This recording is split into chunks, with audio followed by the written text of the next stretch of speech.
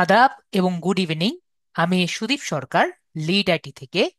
আজকে LDM 87 এর digital marketing কোর্সের 13তম ক্লাস, এবং আজকের ক্লাস টপিক হলো কিওয়ার্ড রিসার্চের ক্লাস। তো ক্লাসটি শুরু করার আগে আমি একটু রিমাইন্ডার দিয়ে দিই। আমাদের নেক্সট ক্লাস, আই মিন আমাদের 26 তারিখ, 26 এপ্রিল 2025 এ ঠিক class time class time, I mean 9টায়, 9 PM এ আমাদের কিন্তু মিড টার্ম এক্সাম হবে। কি এক্সাম হবে? Mid term. তো আপনারা কিন্তু ঠিক টাইমে, ঠিক 9টার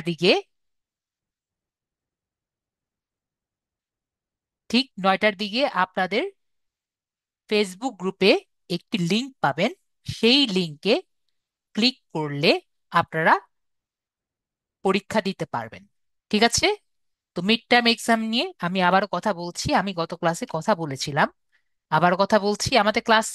আমাদের এক্সাম কয় তারিখে?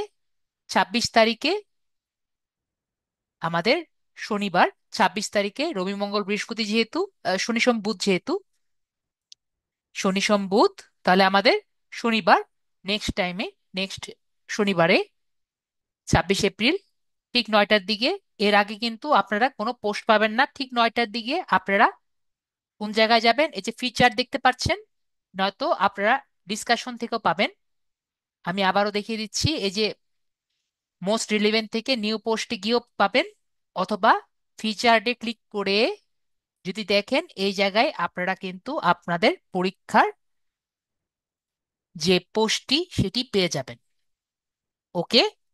তো ঠিক কয়টার দিকে পাবেন? ঠিক 9টার দিকে মিড টার্ম পোস্টটি 9টার দিকে পেয়ে যাবেন। তো আমরা কি কি পাবো এটা আমি অলরেডি ক্লাসে বলেছিলাম, আবারও বলে দিচ্ছি। তো এসিও ক্লাসটি, মানে গত ক্লাস এবং কিওয়ার্ড ক্লাস, টোটাল 13টা ক্লাসের উপরে আমাদের পরীক্ষা হবে। ঠিক আছে? 13টা ক্লাসের উপরে আমাদের পরীক্ষা হবে। এ পর্যন্ত যা যা পড়ানো হয়েছে সবকিছুর উপরে আমাদের পরীক্ষা হবে।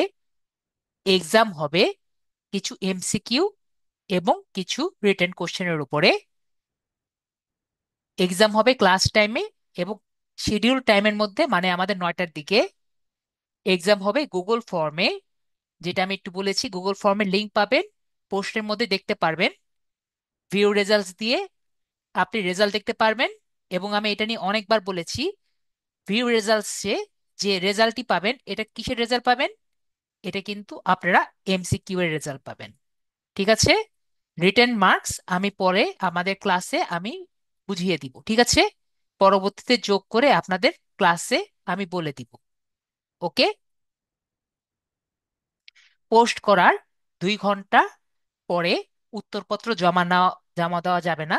মানে আমাদের ক্লাস টাইম হলো 9টা থেকে 11টা, মানে 11টার পরে আর কোনো সময় আপনারা যদি সাবমিট বাটনে ক্লিক করেন, 11টার পরে আপনারা সাবমিট বাটন ক্লিক করলে সেই টাইমটি আমরা নিতে পারবো না। ঠিক আছে?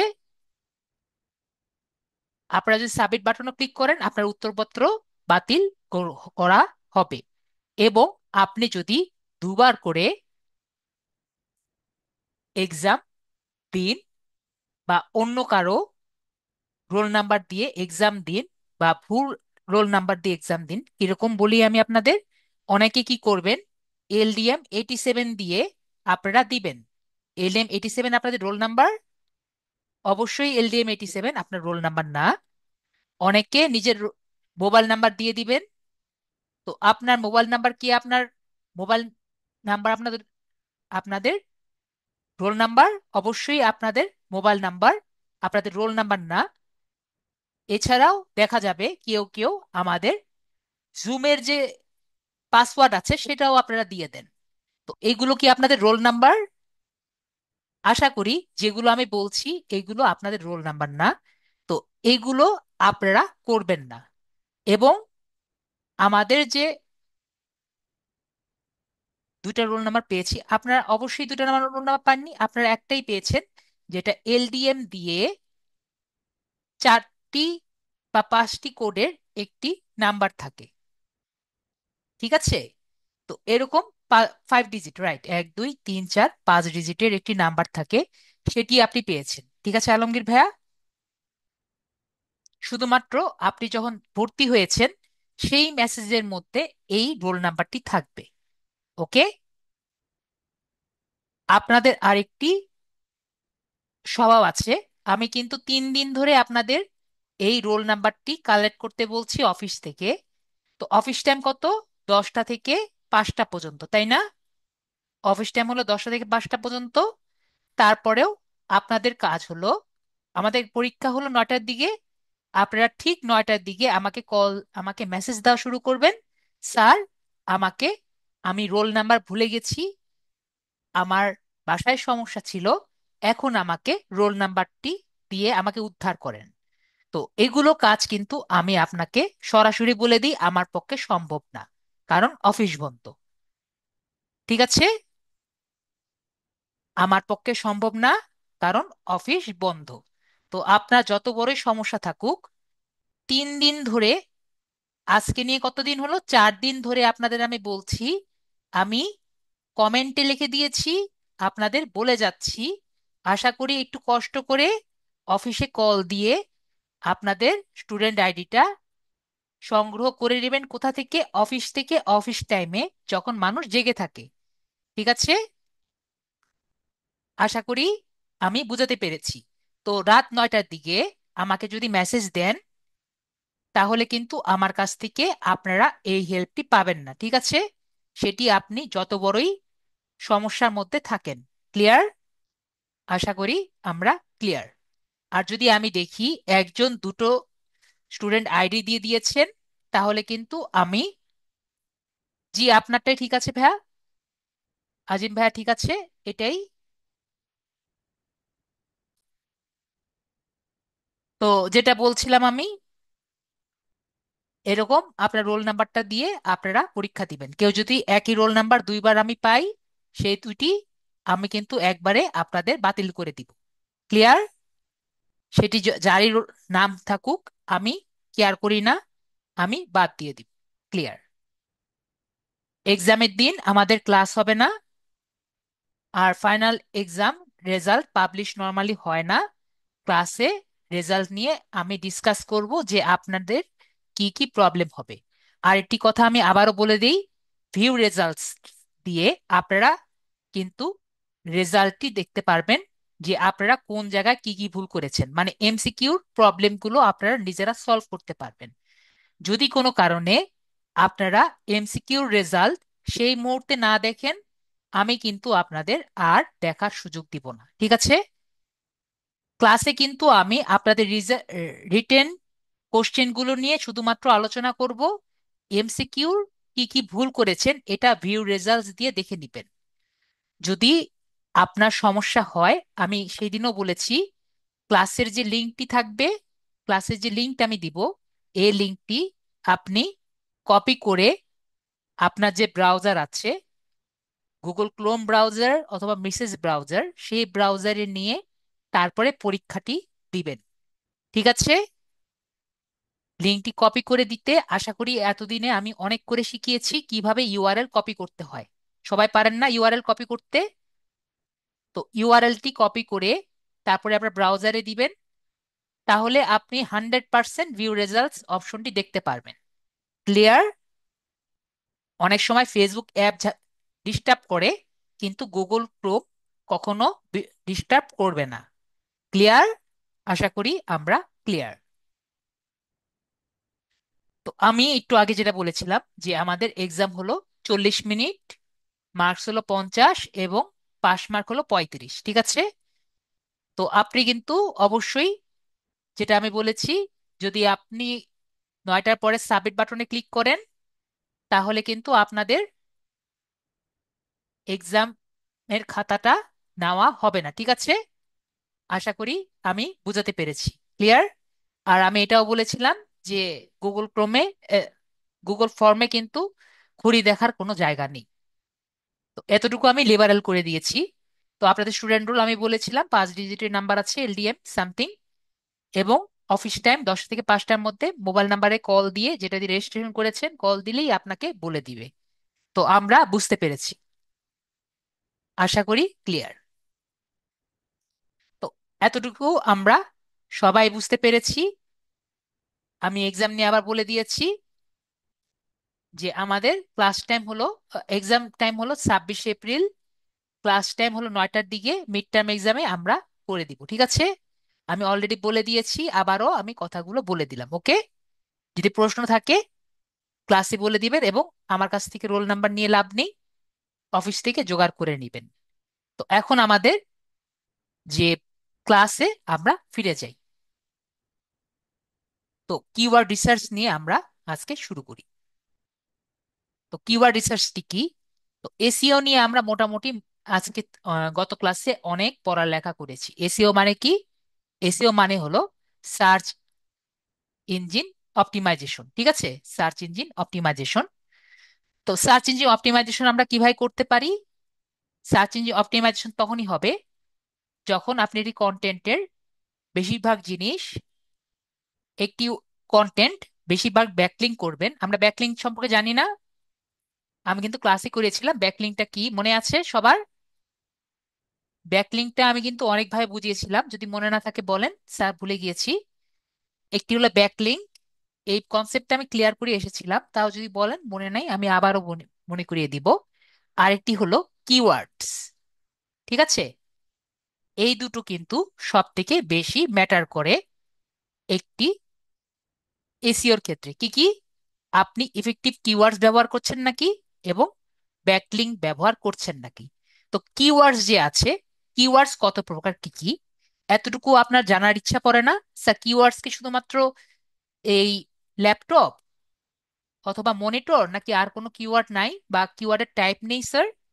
তো এগুলো নিয়ে আমরা একটু শুরু করি যে কিওয়ার্ড কত টাইপের হয়। ওকে, তাহলে কিওয়ার্ড কত টাইপের হয়?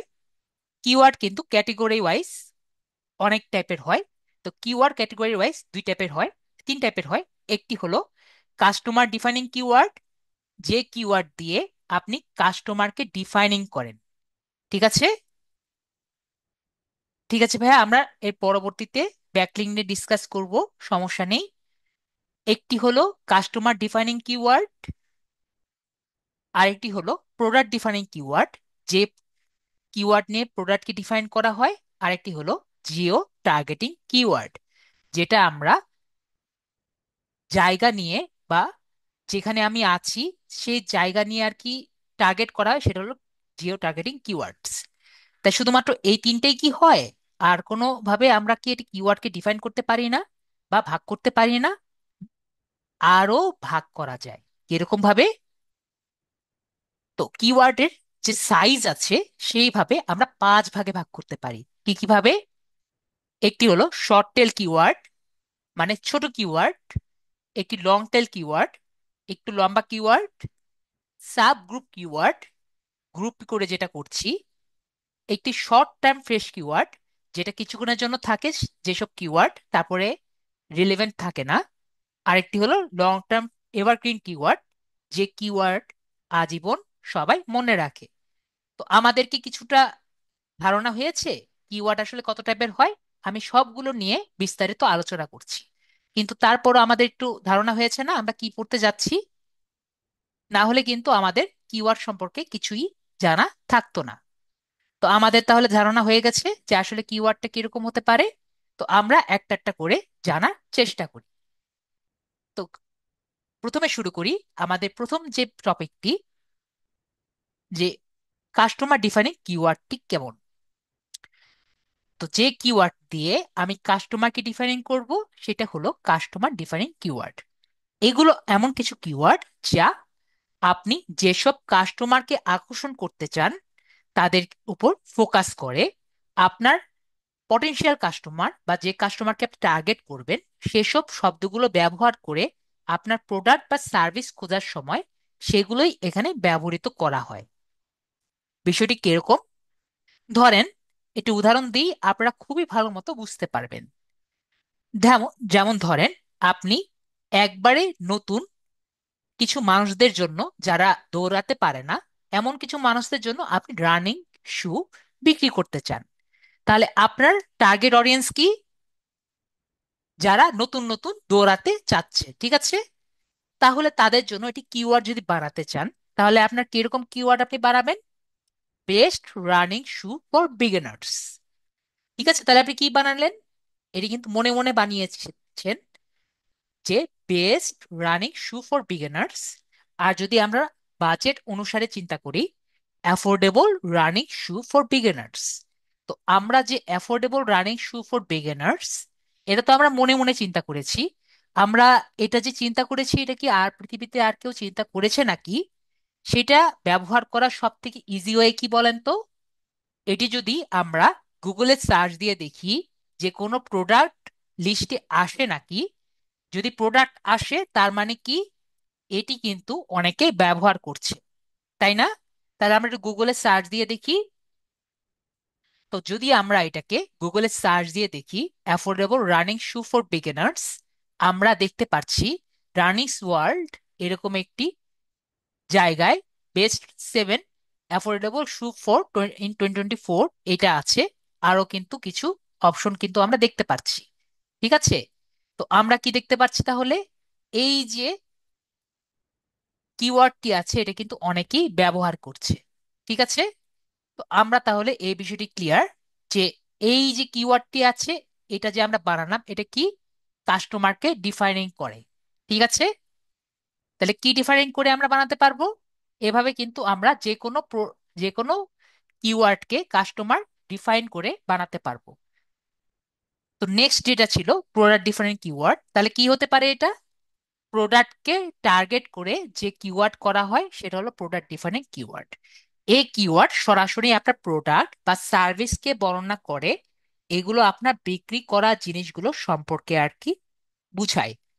তো এটার একটা উদাহরণ আমরা দেই, তাহলে আমরা আরো বেশি ক্লিয়ার হব। তো একটু আগে আমরা কাস্টমারকে বুঝিয়েছি না? আগের গুলো কিন্তু আমরা কাস্টমারকে বুঝিয়েছি, তাহলে এটা আমরা প্রোডাক্ট কিভাবে একটু বুঝাবো? এক কথায় আমরা বিশেষণ করব, ঠিক আছে? বিশেষণ আমরা জানি না? বিশেষণ মানে কি? তার গুণ, বিচার, বুদ্ধি যেগুলো আছে, ইয়েস, অ্যাডজেক্টিভ।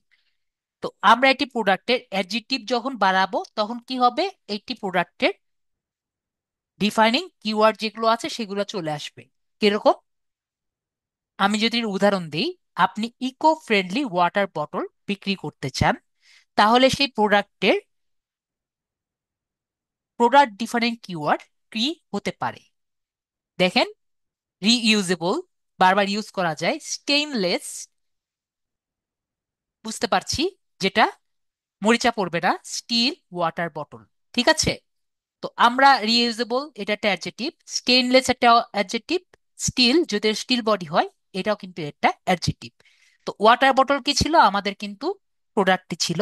তো ওর যেগুলো অ্যাডজেক্টিভ আছে সেগুলোকে আমরা অ্যাডজেক্টিভ এগুলো ব্যবহার করে সেটাকে হাইলাইট করেছে। তাহলে আমরা কি বুঝলাম প্রোডাক্ট ডিফারিং কিওয়ার্ডস গুলো কি এবং কিভাবে আমরা করব, এটা কিন্তু আমরা ক্লিয়ার।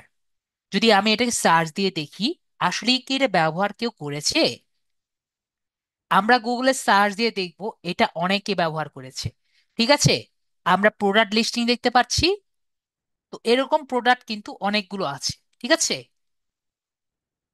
যে ইকো ফ্রেন্ডলি ওয়াটার বটল, যদি আমার প্রোডাক্ট হলো ইকো ফ্রেন্ডলি ওয়াটার বটল, তো এখানে আমরা ইকো ফ্রেন্ডলি দিয়ে দিলে আরো কিন্তু আমরা আরোগুলা পাবো, ঠিক আছে? আমি কি দিয়েছি? Reusable stainless steel water bottle, এটাও কিন্তু ইকো ফ্রেন্ডলি। মানে কি ইকো ফ্রেন্ডলি? মানে হলো পরিবেশ বান্ধব।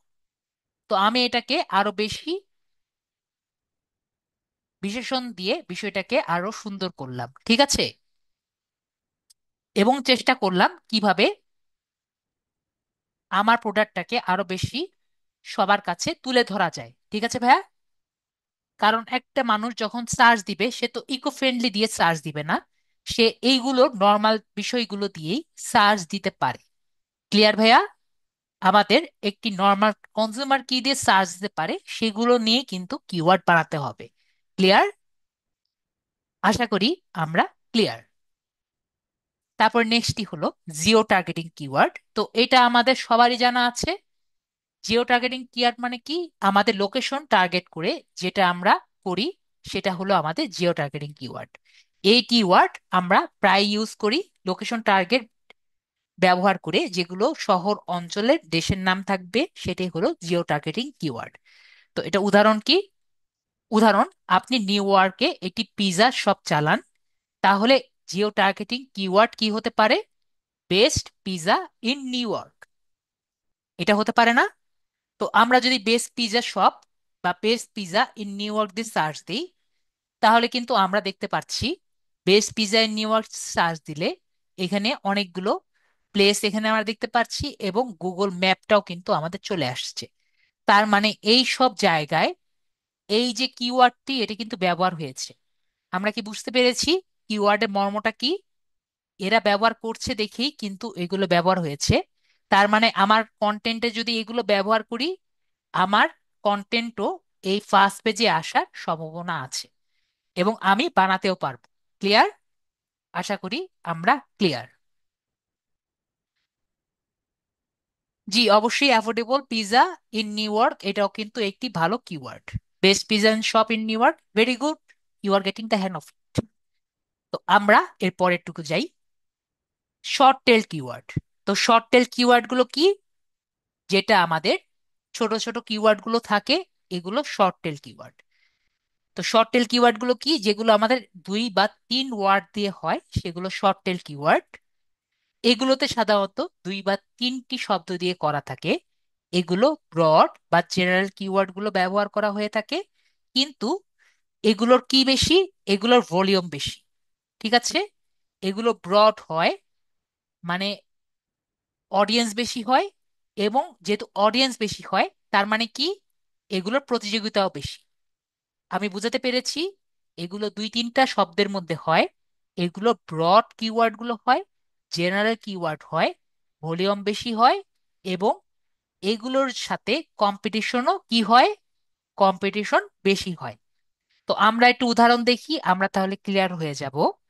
যেমন ল্যাপটপ বা রানিং শু। এখন আমরা যখন ল্যাপটপ বলি, আসলে ল্যাপটপ তাহলে কি টাইপের হয় আমরা কি দিয়েছি? এটা কম দামি, বেশি দামি, নাকি কি টাইপের ল্যাপটপ আমরা দিয়েছি? আমরা শুধু কি লিখেছি? ল্যাপটপ। একইভাবে যখন রানিং শু লিখছি, রানিং শু আসলে কাদের জন্য? ছেলেদের জন্য, মেয়েদের জন্য, নাকি কি টাইপের শু দিচ্ছি? তো এগুলো আসলে তাহলে কি টাইপের কিওয়ার্ড হলো? এটা কিন্তু ব্রড টাইপের কিওয়ার্ড হলো, জেনারেল টাইপের কিওয়ার্ড হলো। তার মানে এগুলোর কি হবে? ভলিউম হবে বেশি, এবং প্রতিযোগিতা কম হবে নাকি বেশি হবে? সবার কি মনে হয়? ভলিউম কিন্তু অনেক বেশি হবে, প্রতিযোগিতাও অনেক বেশি হবে। তো আমরা একটু উদাহরণ দিয়ে দেখি। ল্যাপটপ দিয়ে আমরা যদি সার্চ দিই, তাহলে আমরা দেখব আমাদের পুরো গুগলে ভরে গেছে সার্চ ইঞ্জিনে। ঠিক আছে? মানে সার্চ রেজাল্টে ভরে গেছে। কি কারণে? এটি একটি ব্রড কিওয়ার্ড, ইফেক্টিভ কিওয়ার্ড, কিন্তু এটার প্রতিযোগিতা অনেক বেশি। ঠিক আছে? Competition is very high. তারপরে আমরা যাই নেক্সট কিওয়ার্ডে, সেটি হলো লং টেল কিওয়ার্ডস। তো লং টেল কিওয়ার্ডটি কি? যার মধ্যে আমাদের কি থাকবে? একটু আগে বলেছি, একটু বিশেষণ থাকবে। ঠিক আছে? কি থাকবে? একটু বিশেষণ থাকবে। সেটা কি হবে? আমাদের লং টেল কিওয়ার্ড হবে। উদাহরণ দিচ্ছি, এগুলো কিওয়ার্ড একটু নির্দিষ্ট কিওয়ার্ড, বা প্রায়শই 3 বা তার বেশি শব্দ দিয়ে গঠিত হয়, এবং সার্চ ভলিউম কম হয়, কিন্তু প্রতিযোগিতাও একটু কম হয়, এবং আরো বেশি টার্গেট করা হয়। তাহলে আমরা একটা উদাহরণ দেই। উদাহরণ হলো best budget laptop for students, অথবা best running shoes for flat feet. যেমন আমরা এখানে বলছি best running shoe for laptop for students. তো এখন কি আর আমরা ল্যাপটপ বলছি না, আমরা একবার বলছি বেস্ট বাজেট। এটি একটি কিন্তু কিওয়ার্ড। আমরা বাজেট বলছি, আবার বেস্ট বলছি, সব থেকে বেস্ট বাজেট বলছি, আবার বলছি হলো স্টুডেন্ট। তো স্টুডেন্টদের কি দরকার? স্টুডেন্টের কিন্তু ডিজিটাল মার্কেটিং দরকার নেই। ওদের জাস্ট কি দরকার? জাস্ট কোনোভাবে MS অফিসটা চললেই হলো, তাই না? তারপরে আমরা বেস্ট বাজেট যেগুলো বলছি সেগুলো আমরা চাচ্ছি। তাহলে আমাদের ওদের জন্য কি দরকার? 30,000 টাকার মধ্যে এরকম একটি ল্যাপটপ যদি কোনোভাবে পাওয়া যায় তাহলে কিন্তু হয়ে যাচ্ছে, ঠিক আছে? তো এইভাবে যে প্রাইস রেঞ্জটা আছে সেটাই কিন্তু চলে আসবে 30 থেকে 40 হাজার টাকার মধ্যে রেঞ্জের ল্যাপটপ যেগুলো আসছে। একইভাবে আমরা যদি এখানে দেখি, নিউ মডেল ল্যাপটপ হলেও একবারে low price, new new laptop হয়ে গেলে 60-এর মধ্যে চলে যাবে। তো আমরা যদি এখানে দেখি best running shoe for flat feet, তো new best running shoe for flat feet, প্রথমে আমি কি বলছি? রানিং শু তো বলছি না, বেস্ট রানিং শু বলছি, আবার ফ্ল্যাট ফিট, যাদের ফিটটি ফ্ল্যাট। তো এভাবে করে যখন আমি একটি মানুষকে আমরা টার্গেট করে দিচ্ছি তাহলে আমার কম্পিটিশন কমছে না? টার্গেট কমছে, কম্পিটিশন কমছে, এবং বেশিরভাগ দেখা যাচ্ছে বেস্ট কিওয়ার্ড গুলো আমরা লং টেল কিওয়ার্ডে কিন্তু পেয়ে থাকি। আমরা তাহলে একটু সার্চ দিয়ে দেখি, আমরা দেখতে পাচ্ছি তখন আমাদের কিওয়ার্ডটি চেঞ্জ হয়ে গেছে, বেস্ট চিপ ল্যাপটপস, ঠিক আছে, ফর 2025 চলে আসছে, এবং 5 পিস চেফ ল্যাপটপস ফর 2025 এটা ব্যবহার হয়েছে। তো তারা তাহলে এই যে আমি যে বললাম বেস্ট বাজেট ল্যাপটপ, এই কিওয়ার্ড গুলো কিন্তু তারা ব্যবহার করেছে, নাহলে কি এটা আসতো আমাদের সার্চ রেজাল্টে? এটা কিন্তু আসতো না। তাহলে আমরা কি বুঝতে পারলাম যে কিভাবে আমরা কিওয়ার্ড গুলো ব্যবহার করব। তারপরে নেক্সটে কি? নেক্সটে হলো সাব গ্রুপ কিওয়ার্ড। তো সাব গ্রুপ কিওয়ার্ডটি কি? যখন আমি একটি কিওয়ার্ডকে একটি গ্রুপ অনুযায়ী ভাগ করব, আগে তো লং টেল করেছি, তো এটাকে আরো বেশি আমরা ভাগ করব, তখন এটি সাব গ্রুপ বা এটি গ্রুপকে আমরা টার্গেট করব, সেটাকে আমরা সাব গ্রুপ কিওয়ার্ড বলছি। তো এই ধরনের কিওয়ার্ডকে একটি নিশ বা ক্যাটেগরিকে ট্রাই করে যারা ব্রড মার্কেটের মধ্যে আর কি থাকে। তো কিরকম বলছি আমরা? যেমন ধরেন যে ল্যাপটপস এর ব্রড ক্যাটেগরির মধ্যে একটি সাব গ্রুপ ক্যাটেগরি কি হতে পারে? গেমিং ল্যাপটপস আন্ডার 1 লাখ টাকা। তো আমরা জানি গেমিং ল্যাপটপের প্রাইস কেমন হতে পারে, 1.5 থেকে 2 লাখ টাকার প্রাইস কিন্তু হতে পারে। তো যখন আমার 1 লাখ টাকার মধ্যে একটি গেমিং ল্যাপটপ আমি পাবো, তখন দেখা যাবে নয়তো আগের বছরের বাইরের দেশ থেকে আসছে, যেটার কোনো ওয়ারেন্টি গ্যারান্টি নেই, এরকম কিছু আমি মডেল আমি পাবো, ঠিক আছে? তো আমার তখন একটা নিশ গ্রুপ থাকলো না? এমনিই দাম অনেক বেশি, তারপরও কিন্তু আমার গ্যারান্টি নেই আসলে আমার জিনিসটি ভালো হবে নাকি খারাপ। এটি একটি গ্রুপ থাকলো না? 1 লাখ টাকা কিন্তু 1 টাকাও না, কম টাকা না কিন্তু অনেক টাকা, তারপরও আমার গ্যারান্টি নেই। এটা কি মানুষ সবাই নিবে? এটা কিন্তু সবাই নেবে না স্পেশাল গ্রুপ ছাড়া। একইভাবে trail running shoes for women, তো ট্রেল রানিং শু যেটা আছে, এই টাইপের শু যেটা আর কি পরবে, এটা শুধুমাত্র মেয়েদের জন্য যেটা আছে সেটা পরবে। তো এটা সবাই পরবে না, শুধুমাত্র একটি গ্রুপের জন্য আর কি পরবে। তো একইভাবে যদি আমরা সার্চ দিই, তো আমরা দেখতে পাচ্ছি যে 1 লাখ টাকার মধ্যে 2025 এর মধ্যে গেমিং ল্যাপটপ প্রাইস এখানে দেখতে পারবো 12 জেন, যেটা এখন 14 জেন আসতে যাচ্ছে। তো 2 বছর, গত বছরের আগের বছরের 12 জেন আর কি এখানে আমরা দেখতে পাচ্ছি, যেটা আমি বললাম। একইভাবে এখানে আমরা রাইজেন 7 দেখতে পাচ্ছি। তো যেটা আমি বললাম এটাই কিন্তু আমরা এখানে প্রতিফলন দেখতে পাচ্ছি। ক্লিয়ার? আশা করি আমরা বুঝতে পারছি। 1 লাখ টাকা হওয়া সত্ত্বেও এখানে আমরা দেখতে পাচ্ছি যে সব বাজেট কথা আর কি দেখা যাচ্ছে, 1 লাখ টাকাও কি হয়ে যাচ্ছে, বাজেট হচ্ছে। ঠিক আছে, কি কারণে? এখানে গেমিং ল্যাপটপ ওয়ার্ডটি ব্যবহার করা হয়েছে দেখে। তারপরে হলো শর্ট টার্ম ফ্রেশ কিওয়ার্ড। তো শর্ট টার্ম ফ্রেশ কিওয়ার্ড কি? যে কিওয়ার্ড গুলো কিছু সময়ের জন্য আসে এবং চলে যায়। এই প্রাসঙ্গিক কিছু কিওয়ার্ড আছে যেগুলো প্রায় ট্রেন্ড বা ইভেন্টের মতো থাকে, দ্রুত ট্রাফিক আনার পরে জন্য ব্যবহৃত হয় এবং চলে যায়। আপনারা কিছু আমাকে বলেন তো যে কি এরকম কিওয়ার্ড হতে পারে যেগুলো কিছু কিওয়ার্ড থাকে এবং চলে যায়, আপনাদের কাছে শুনি।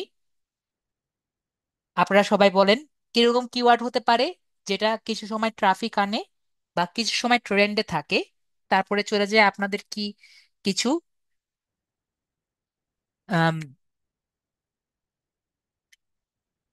মাইন্ডে আসছে? আরিফ ভাইয়া বলছে নাও ক্যান নট রিমেম্বার। আর কারো কি মাইন্ডে আসছে না? আমরা তো অনেকেই আছি। কারো মাইন্ডে আসছে না? বাটা শুজ, না কারো মাইন্ডে আসছে না। আমাদের মানাস ইসলাম ভাইয়া মাইন্ডে আসছে না। ঠিক আছে, তাহলে আমি বলি। কয়েকদিন আগে বৈশাখ গিয়েছে না? তো বৈশাখের সময় কি আমাদের শর্ট টার্ম কিওয়ার্ড কি ব্যবহার করা হয়নি? কাপল ড্রেস কি ব্যবহার করা হয়নি? Couple dress offer. তো এগুলো কি কিওয়ার্ড? এগুলো কিন্তু আমাদের শর্ট টার্ম কিওয়ার্ড। তারপরে আমাদের আরো কিন্তু বিভিন্ন ধরনের সুন্দর সুন্দর ইভেন্টের সময় শর্ট টার্ম কিওয়ার্ড কি আমরা দেখিনি? তো মাহফুজ ভাই যেটা বলেছে এটা আমরা এখানে দেখতে পারছি যে laptop deals in eat day 2025 in Bangladesh, new running shoe deals in eat day 2020 in Bangladesh. তো এগুলা কিন্তু আমরা দেখতে পাই।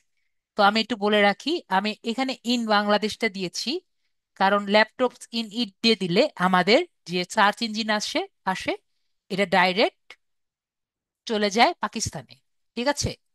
তো এজন্য আমার ইন বাংলাদেশ ওয়ার্ডটি দিতে হয়েছে, যদিও এটা আমাদের ইয়ের মধ্যে পড়ে না। ঠিক আছে?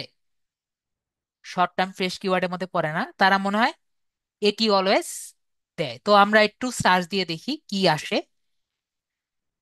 তো আমরা যদি laptop deals in eat day in 2025 in Bangladesh দিয়ে দেখি, তো আমরা এনসি সলিউশনে দেখতে পাচ্ছি, স্টারটেকে দেখতে পাচ্ছি, কয়েকদিন আগে আমাদের ঈদ গেল। তো এইসব ঈদে আমরা কিছু ডিলস কিন্তু আমরা পাই, যেটা তারা প্রায় কিন্তু দিয়ে থাকে। তো আমরা ক্লিয়ার? এগুলো কিন্তু সবসময় থাকে, সারা বছর থাকে।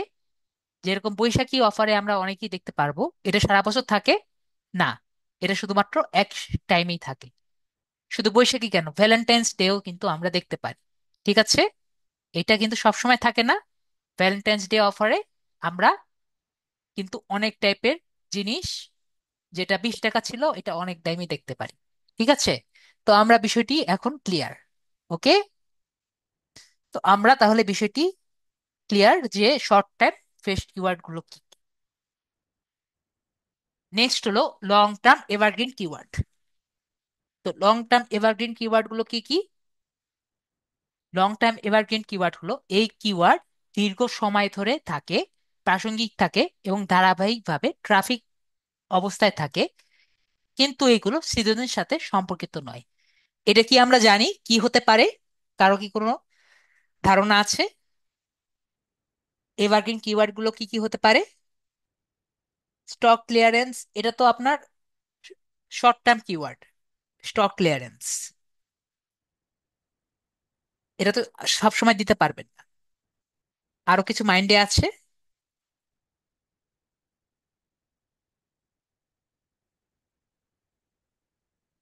আর কারো নাই? আমাদের তো অনেক মজা করে ক্লাস নিচ্ছে, আশা করি আর কারো কিছু মনের মধ্যে নাই। কিওয়ার্ড কিন্তু মনে করতে হবে, না হলে কিন্তু আমরা সুন্দর মতো আমরা কন্টেন্ট লিখতে পারবো না।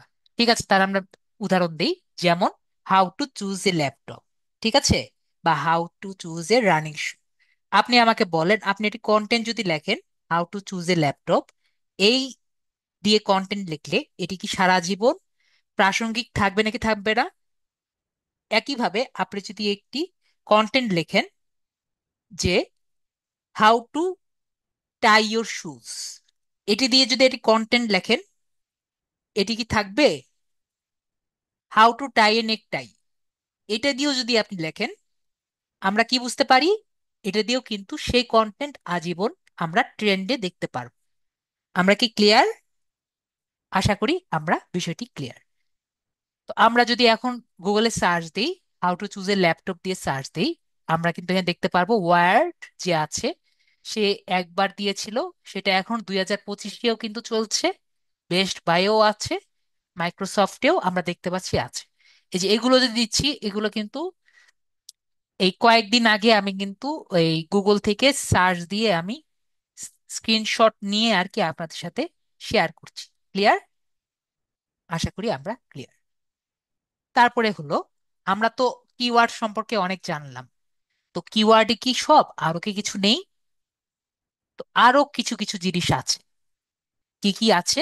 আমাদের কিছু কিছু টার্ম আছে যেগুলো আমরা এখানে দেখব। এগুলো টার্ম কি আমরা কখনো জেনেছি?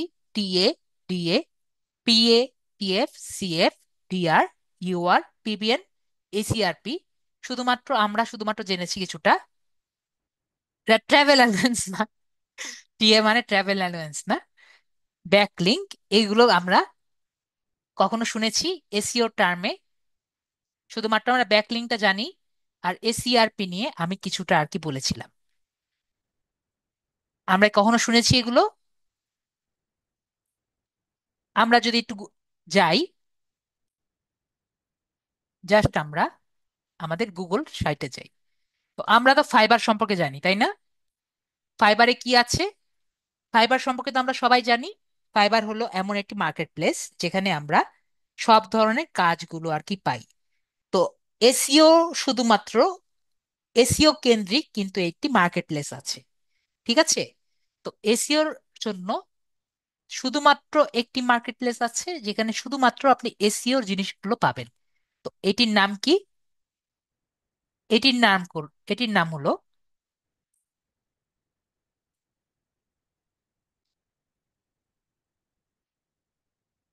1 মিনিট,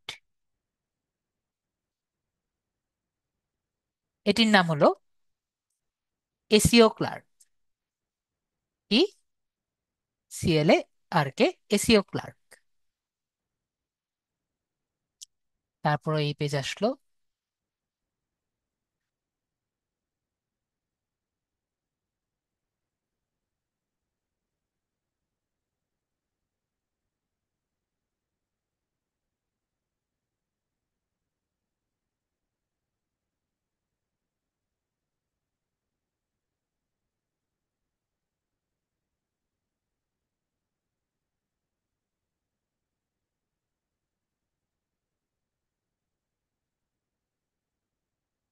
এটাই আমার বিরক্ত। তো আমরা যেখানে ছিলাম, এসিও ক্লার্ক, ঠিক আছে? কি? এসিও ক্লার্ক, এখানে আমরা যাব। এসিও ক্লার্ক কি? এসিও ক্লার্ক হলো এসিও টাইপের কাজগুলোর জন্য এসিও ক্লার্ক, এটি ভালো একটি জায়গা। তো আমরা এসিও ক্লার্কে গেলাম। আমরা কিন্তু জানি না যে টিএ মানে কি, ডিএ মানে কি, এগুলো সম্পর্কে আমরা জানি না। আমরা যখন এখানে আসলাম তখন কিন্তু এখানে অনেক টাইপের কাজ আমরা দেখতে পাচ্ছি। তো যতবার আমরা ঢুকি বারবার চেঞ্জ হয়ে যায়। একটু আগে আমরা গেলাম, তখন একরকম ছিল, এখন আবার একরকম।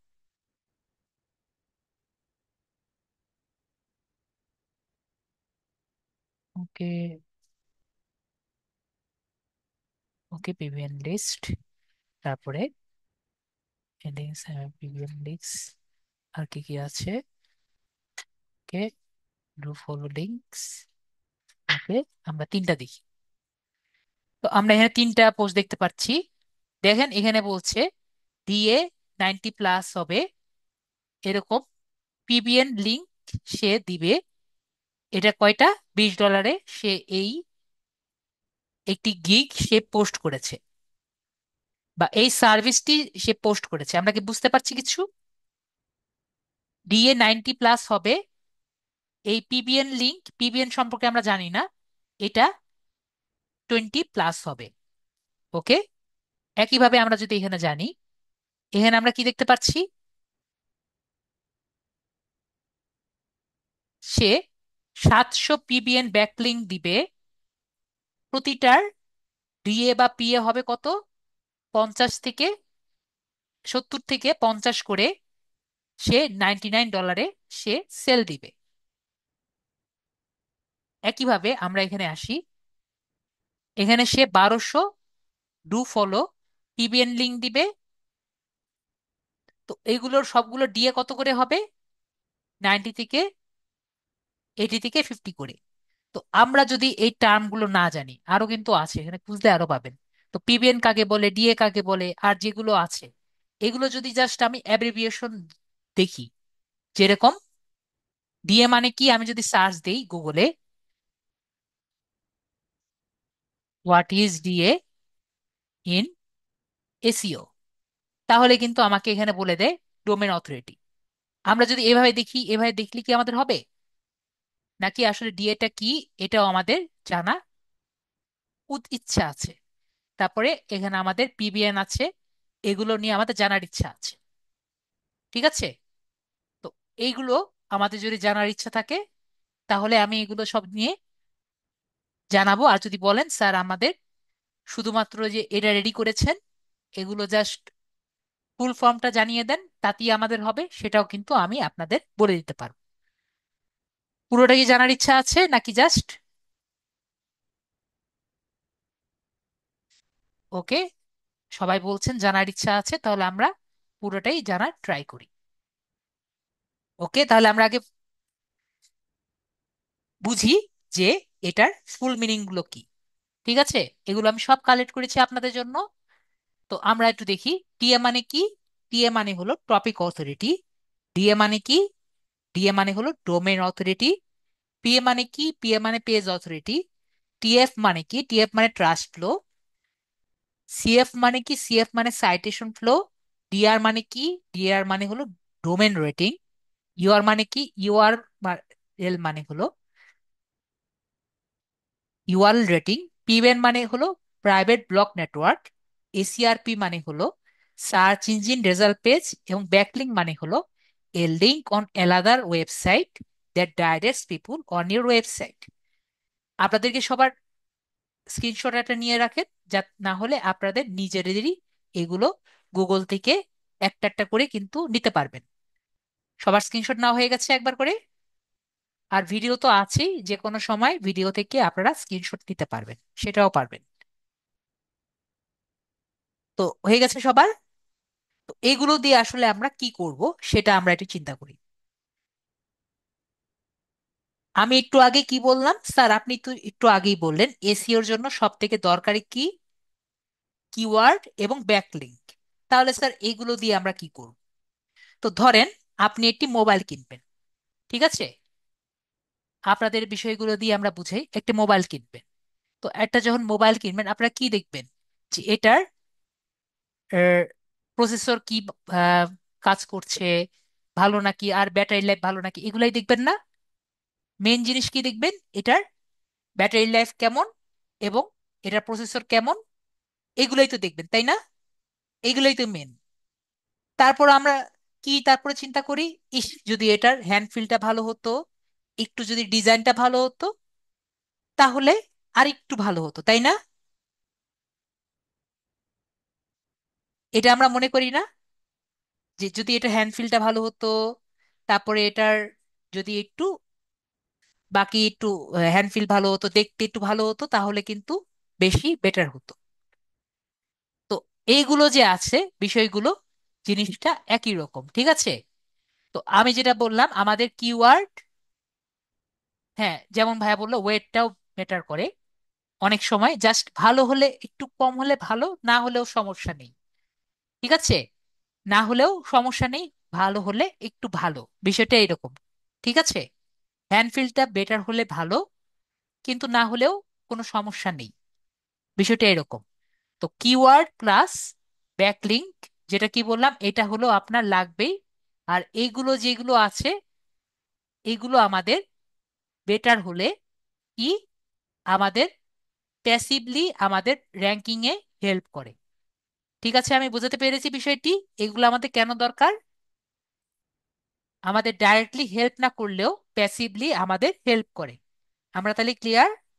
আশা করি কি জন্য আমাদের প্যাসিভলি হেল্প করে এটা আমি বোঝাতে পেরেছি। তাহলে আমরা একটা একটা করে বুঝি যে এইগুলো কি। তাহলে টপিক অথরিটি কি? টপিক অথরিটি হলো এমন একটি মেট্রিক, এটা হলো 1 থেকে 100-র মধ্যে আপনাকে মার্কস দিবে, যেটি আপনার যে ওয়েবসাইট আছে বা আপনার একটি কন্টেন্ট আছে। আমরা গত ক্লাসে জেনেছি যখন আপনি কন্টেন্ট প্রকাশ করেন, তখন আমাদের যে ভার্চুয়াল বটটি আছে সে কিন্তু হেঁটে যায়। ঠিক আছে, তো হেঁটে যাওয়ার পরে সে কন্টেন্টটি বুঝে তারপর অ্যানালাইসিস করে। তো অ্যানালাইসিস করার পরে টপিক অথরিটি কি করে? টপিক অথরিটি হলো এমন একটি মার্কস বা মেট্রিক, এটি সেই ওয়েবসাইটটি কতটা সেই টপিক বিষয়ে দক্ষ বা বিশেষজ্ঞ, সেটি নির্ধারণ করে। এটি সাধারণত আপনার কন্টেন্টের মান বা ওয়েবসাইটের মান এবং সেই বিষয়ের উপর গভীরতা এবং ওই বিষয় নিয়ে আপনি কতটা গবেষণা করেছেন বা উপস্থাপনা করছেন সেটার ভিত্তির উপরে আপনাকে একটি নাম্বার দেয়, ঠিক আছে? যার টপিক অথরিটি বেশি, তার গুগলের সার্চ র্যাঙ্কিং এর উপরের দিকে আসার পসিবিলিটি বেশি থাকে। যেরকম আমি যদি উদাহরণ আপনাকে দেওয়াই লাগে, আমরা যদি দেই, টপিক অথরিটিকে ভাবুন আপনার একটি টিচারের একটি বিষয়ের উপর বা একটি সাবজেক্টের উপরে গভীর নলেজ রয়েছে তেমন। যদি মনে করেন আমাকে আপনি জিজ্ঞেস করেন যে স্যার, আমি একটি গাছ লাগাবো, আমি কোন সার দিব, আপনি যদি আমাকে জিজ্ঞেস করেন, আমার কাছ থেকে কোনো আনসার পাবেন? আশা করি আমি আপনাকে কোনো আনসার দিতে পারবো না। ঠিক আছে, আপনি যদি আমাকে জিজ্ঞেস করেন স্যার 8 Gen 3 এটা কোন প্রসেসর, তখন আমি আপনাকে কিছু একটা না কিছু আনসার দিতে পারবো। ঠিক আছে? কি জন্য? কারণ কিন্তু আমি ওই সাবজেক্টের উপরে কিছুটা হলেও নলেজ আমার আছে। তো এরকমই যদি একটি ওয়েবসাইট সেই টপিকের উপর ডিটেলড এবং কোয়ালিটি কন্টেন্ট তৈরি করে এবং সেই সাবজেক্টের উপরে ট্রাস্টেড হিসাবে প্রতিষ্ঠা করতে পারে, গুগলের চোখে তখন থাকে এবং সার্চ টপিকের উপরে উপরের দিকে উঠাতে পারে। তো টপিক অথরিটি আমরা তাহলে ক্লিয়ার। তো সার্চ ইঞ্জিন রেজাল্ট পেজ, তো এটি আমি এক কথায় আপনাদের বুঝিয়ে দিই। আমরা যখন গুগলে সার্চ দিই না সবাই, গুগলে যে সার্চ দিয়ে আমি গত ক্লাসেও বলেছিলাম, গুগলে সার্চ দিলে যেটা আমাদের আসে সেটা কি? সেটাই হলো search engine result page. Clear? এখানে যে আমরা লিখি এবং এখানে ফার্স্টে যে আসে এটাই হলো সার্চ ইঞ্জিন রেজাল্ট পেজ। তো এটাকে যদি আবার বাংলায় লেখা লাগে তাহলে আমি কি লিখবো?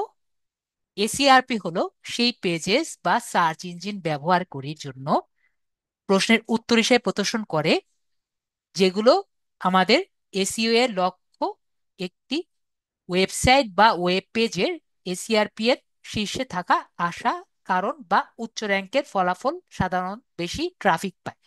ঠিক আছে? এসইআরপি হলো সেই পেজেস বা এসইআর সার্চ ইঞ্জিনের ব্যবহারকারী প্রশ্নের উত্তর হিসেবে প্রদর্শন করে। এসইও এর মূল লক্ষ্য হলো ওয়েবসাইট বা ওয়েব পেজের এসইআরপি এর শীর্ষে নিয়ে আসা, যাতে উচ্চ র্যাঙ্কের ফলাফলগুলো সাধারণত বেশি ট্রাফিক পায়। কথায় একই কথা, যারা উপরের দিকে থাকবে তাদের রেজাল্ট ভালো আসবে বা সেল বেশি হবে। এসইআরপি কে চিন্তা করবেন আপনার স্কুলের রেজাল্ট বোর্ডের মতো। যারা রেজাল্ট ভালো করবে তারা সবার চোখের কাছাকাছি থাকবে, সবাই মনে করবে তারা ভালো স্টুডেন্ট। ক্লিয়ার? ডোমেইন অথরিটি, এটা হলো আপনাদের জন্য সব থেকে বেশি ইম্পর্টেন্ট। ডোমেইন অথরিটি কি আপনাদের জন্য সবচেয়ে বেশি ইম্পর্টেন্ট? তো ডোমেইন অথরিটি কি? মোজ দ্বারা একটি স্কোর। তো আপনাদের নেক্সট কোশ্চেন, স্যার মোজটি কি? মোজ তো কখনো শুনিনি। তো মোজ হলো একটি কোম্পানি। মোজ কি? এটি কোম্পানি যে এই যে ডোমেইন অথরিটি যে আছে, ডিএ, ডিএটা দিয়ে থাকে একটি ওয়েবসাইটকে, ডি এর যে স্কোর সেটি দিয়ে থাকে। ঠিক আছে? যদি আপনি গুগলে মোজ দিয়ে সার্চ দেন তাহলে এই যে ওয়েবসাইটটি আমরা দেখতে পাচ্ছি এটা আমরা দেখতে পারবো। ঠিক আছে? তাহলে মোজ কি কি করে? এদের কাছে এসইও টুল সেট রেঞ্জ, যে বিভিন্ন ধরনের টুলস গুলো আছে, এদের এরা কি কি করে? এরা কিওয়ার্ড রিসার্চ গুলো করে, এরা সাইটের অডিট যে কাজগুলো আছে এগুলো করে, এরা র্যাঙ্ক ট্র্যাকিং গুলো করে, এরা লিঙ্ক যেগুলো আছে লিঙ্কের অ্যানালাইসিস গুলো করে। ঠিক আছে? এছাড়াও যেটা আমি বললাম, ডিএটা করে, মানে ডোমেন অথরিটি গুলো করে, কিওয়ার্ড এক্সপ্লোর যেগুলো আছে সেগুলোর কাজগুলো করে, লিঙ্ক এক্সপ্লোর করে। এছাড়া সাইটের ক্লরিং যেটা আছে সেটাও কিন্তু তারা কাজগুলো করে। সাইট ক্লরিং আমি বলেছি একটু আগেই, মানে আপনার সাইটটি যে আছে সেটার কি অবস্থা এটা তারা ক্রল করে দেখে থাকে। ঠিক আছে? আপনি যদি গুগলে সার্চ দেন মজ দিয়ে, এই পেজে আপনারা আসবেন। এখানে দেখতে পাচ্ছি high quality ranking, quality traffic এবং মেজারেবল রেজাল্ট। তো এরা পেইড একটি সার্ভিস। ঠিক আছে? পেইড সার্ভিস এরা দিয়ে থাকে এবং এরা আপনার ওয়েবসাইটের ডিএটাও সারা পৃথিবীর, শুধু আপনার ওয়েবসাইটের না, সারা পৃথিবীর ডিএটা তারা দিয়ে থাকে। আশা করি আমরা ক্লিয়ার। মোজের কর্তৃক একটি স্কোর, যেটা 1 থেকে 100-এর মধ্যে নির্ধারিত হয়, এটি পূর্বাভাস দেয় যে এটি সার্চ ইঞ্জিনের বা এসইআরপির কোন স্থান দখল করতে পারে। ঠিক আছে? তার মানে আপনার স্কোর যদি 70-এর উপরে থাকে, তার মানে আপনি গুগলের সার্চ র্যাঙ্কিং এর উপরের দিকে থাকতে পারেন।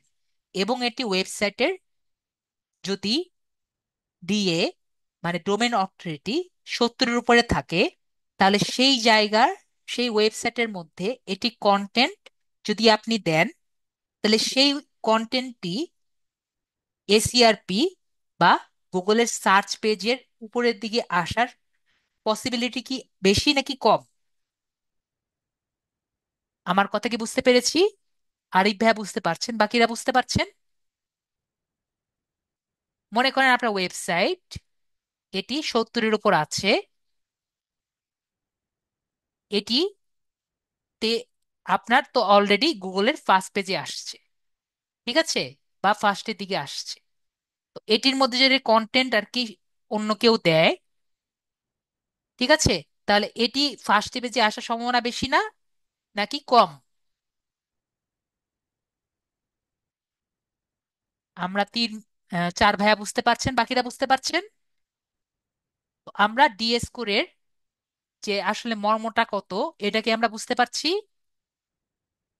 ডিএস কোডটা আসলে কি, এর মর্মটা আমরা বুঝতে পারছি। তো ডিএস কোডটি আসলে কিভাবে তারা দেখে?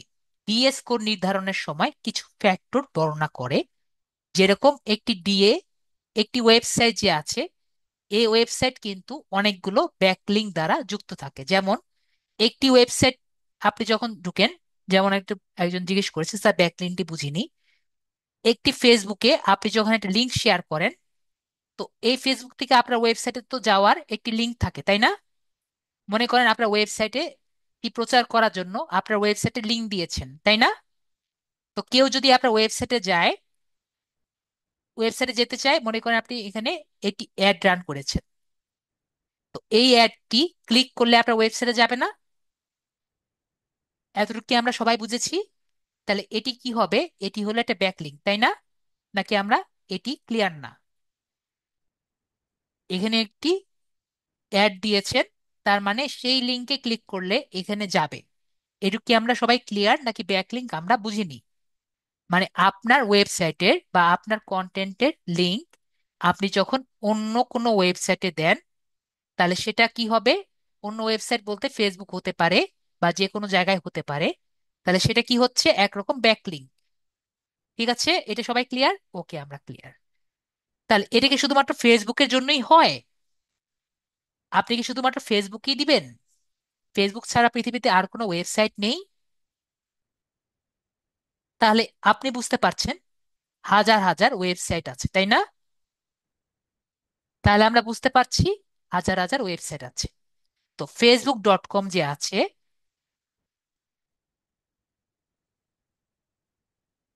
facebook.com, জাস্ট এখানে বলি, facebook.com এ এটা কি? এটা কিন্তু ডোমেন, তাই না? ডট কমটা কি? এটা কিন্তু কি বলি আমরা? এটাকে ডোমেন বলি, তাই না? তো facebook.com এর মতো আপনি মনে করেন 100টা জায়গায় আপনি 100টা ব্যাকলিঙ্ক করেছেন। আপনার ওয়েবসাইটটা কয়টি? 100টি। 100টি জায়গায় আপনি কি করেছেন? শেয়ার করেছেন বা 100টি ব্যাকলিঙ্ক করেছেন, ঠিক আছে? এবং সবগুলো ভালো ভালো জায়গা থেকে ব্যাকলিঙ্ক করেছেন। তার মানে সবগুলো ডোমেন কত? এই যে রুট ডোমেন কত? ডট কম হিসাবে আপনি করেছেন। তো ডট কমে কিন্তু অলরেডি ডট কম অনেক দামি ডোমেন, এটা কিন্তু আমরা জানি নাকি আমরা জানি না? অবশ্যই ডট কম আপনার ডট এক্স ওয়াই জি থেকে যেরকম ফ্রি ডোমেইন আছে তার থেকে বেশি দামি, নাকি এটা আমরা জানি না? অবশ্যই জানি, নাকি আমরা এটা জানি না? এক্স ওয়াই জি এবং ডট কম এর মধ্যে তফাৎ যদি না জানি তাহলে বলেন স্যার আমার X Y G dot net এগুলোর মধ্যে পার্থক্য আমরা জানি না। ঠিক আছে, প্রাইজিং এর মধ্যে অনেক পার্থক্য আছে। ঠিক আছে, তো আমরা এখানে কি দেখতে পাচ্ছি?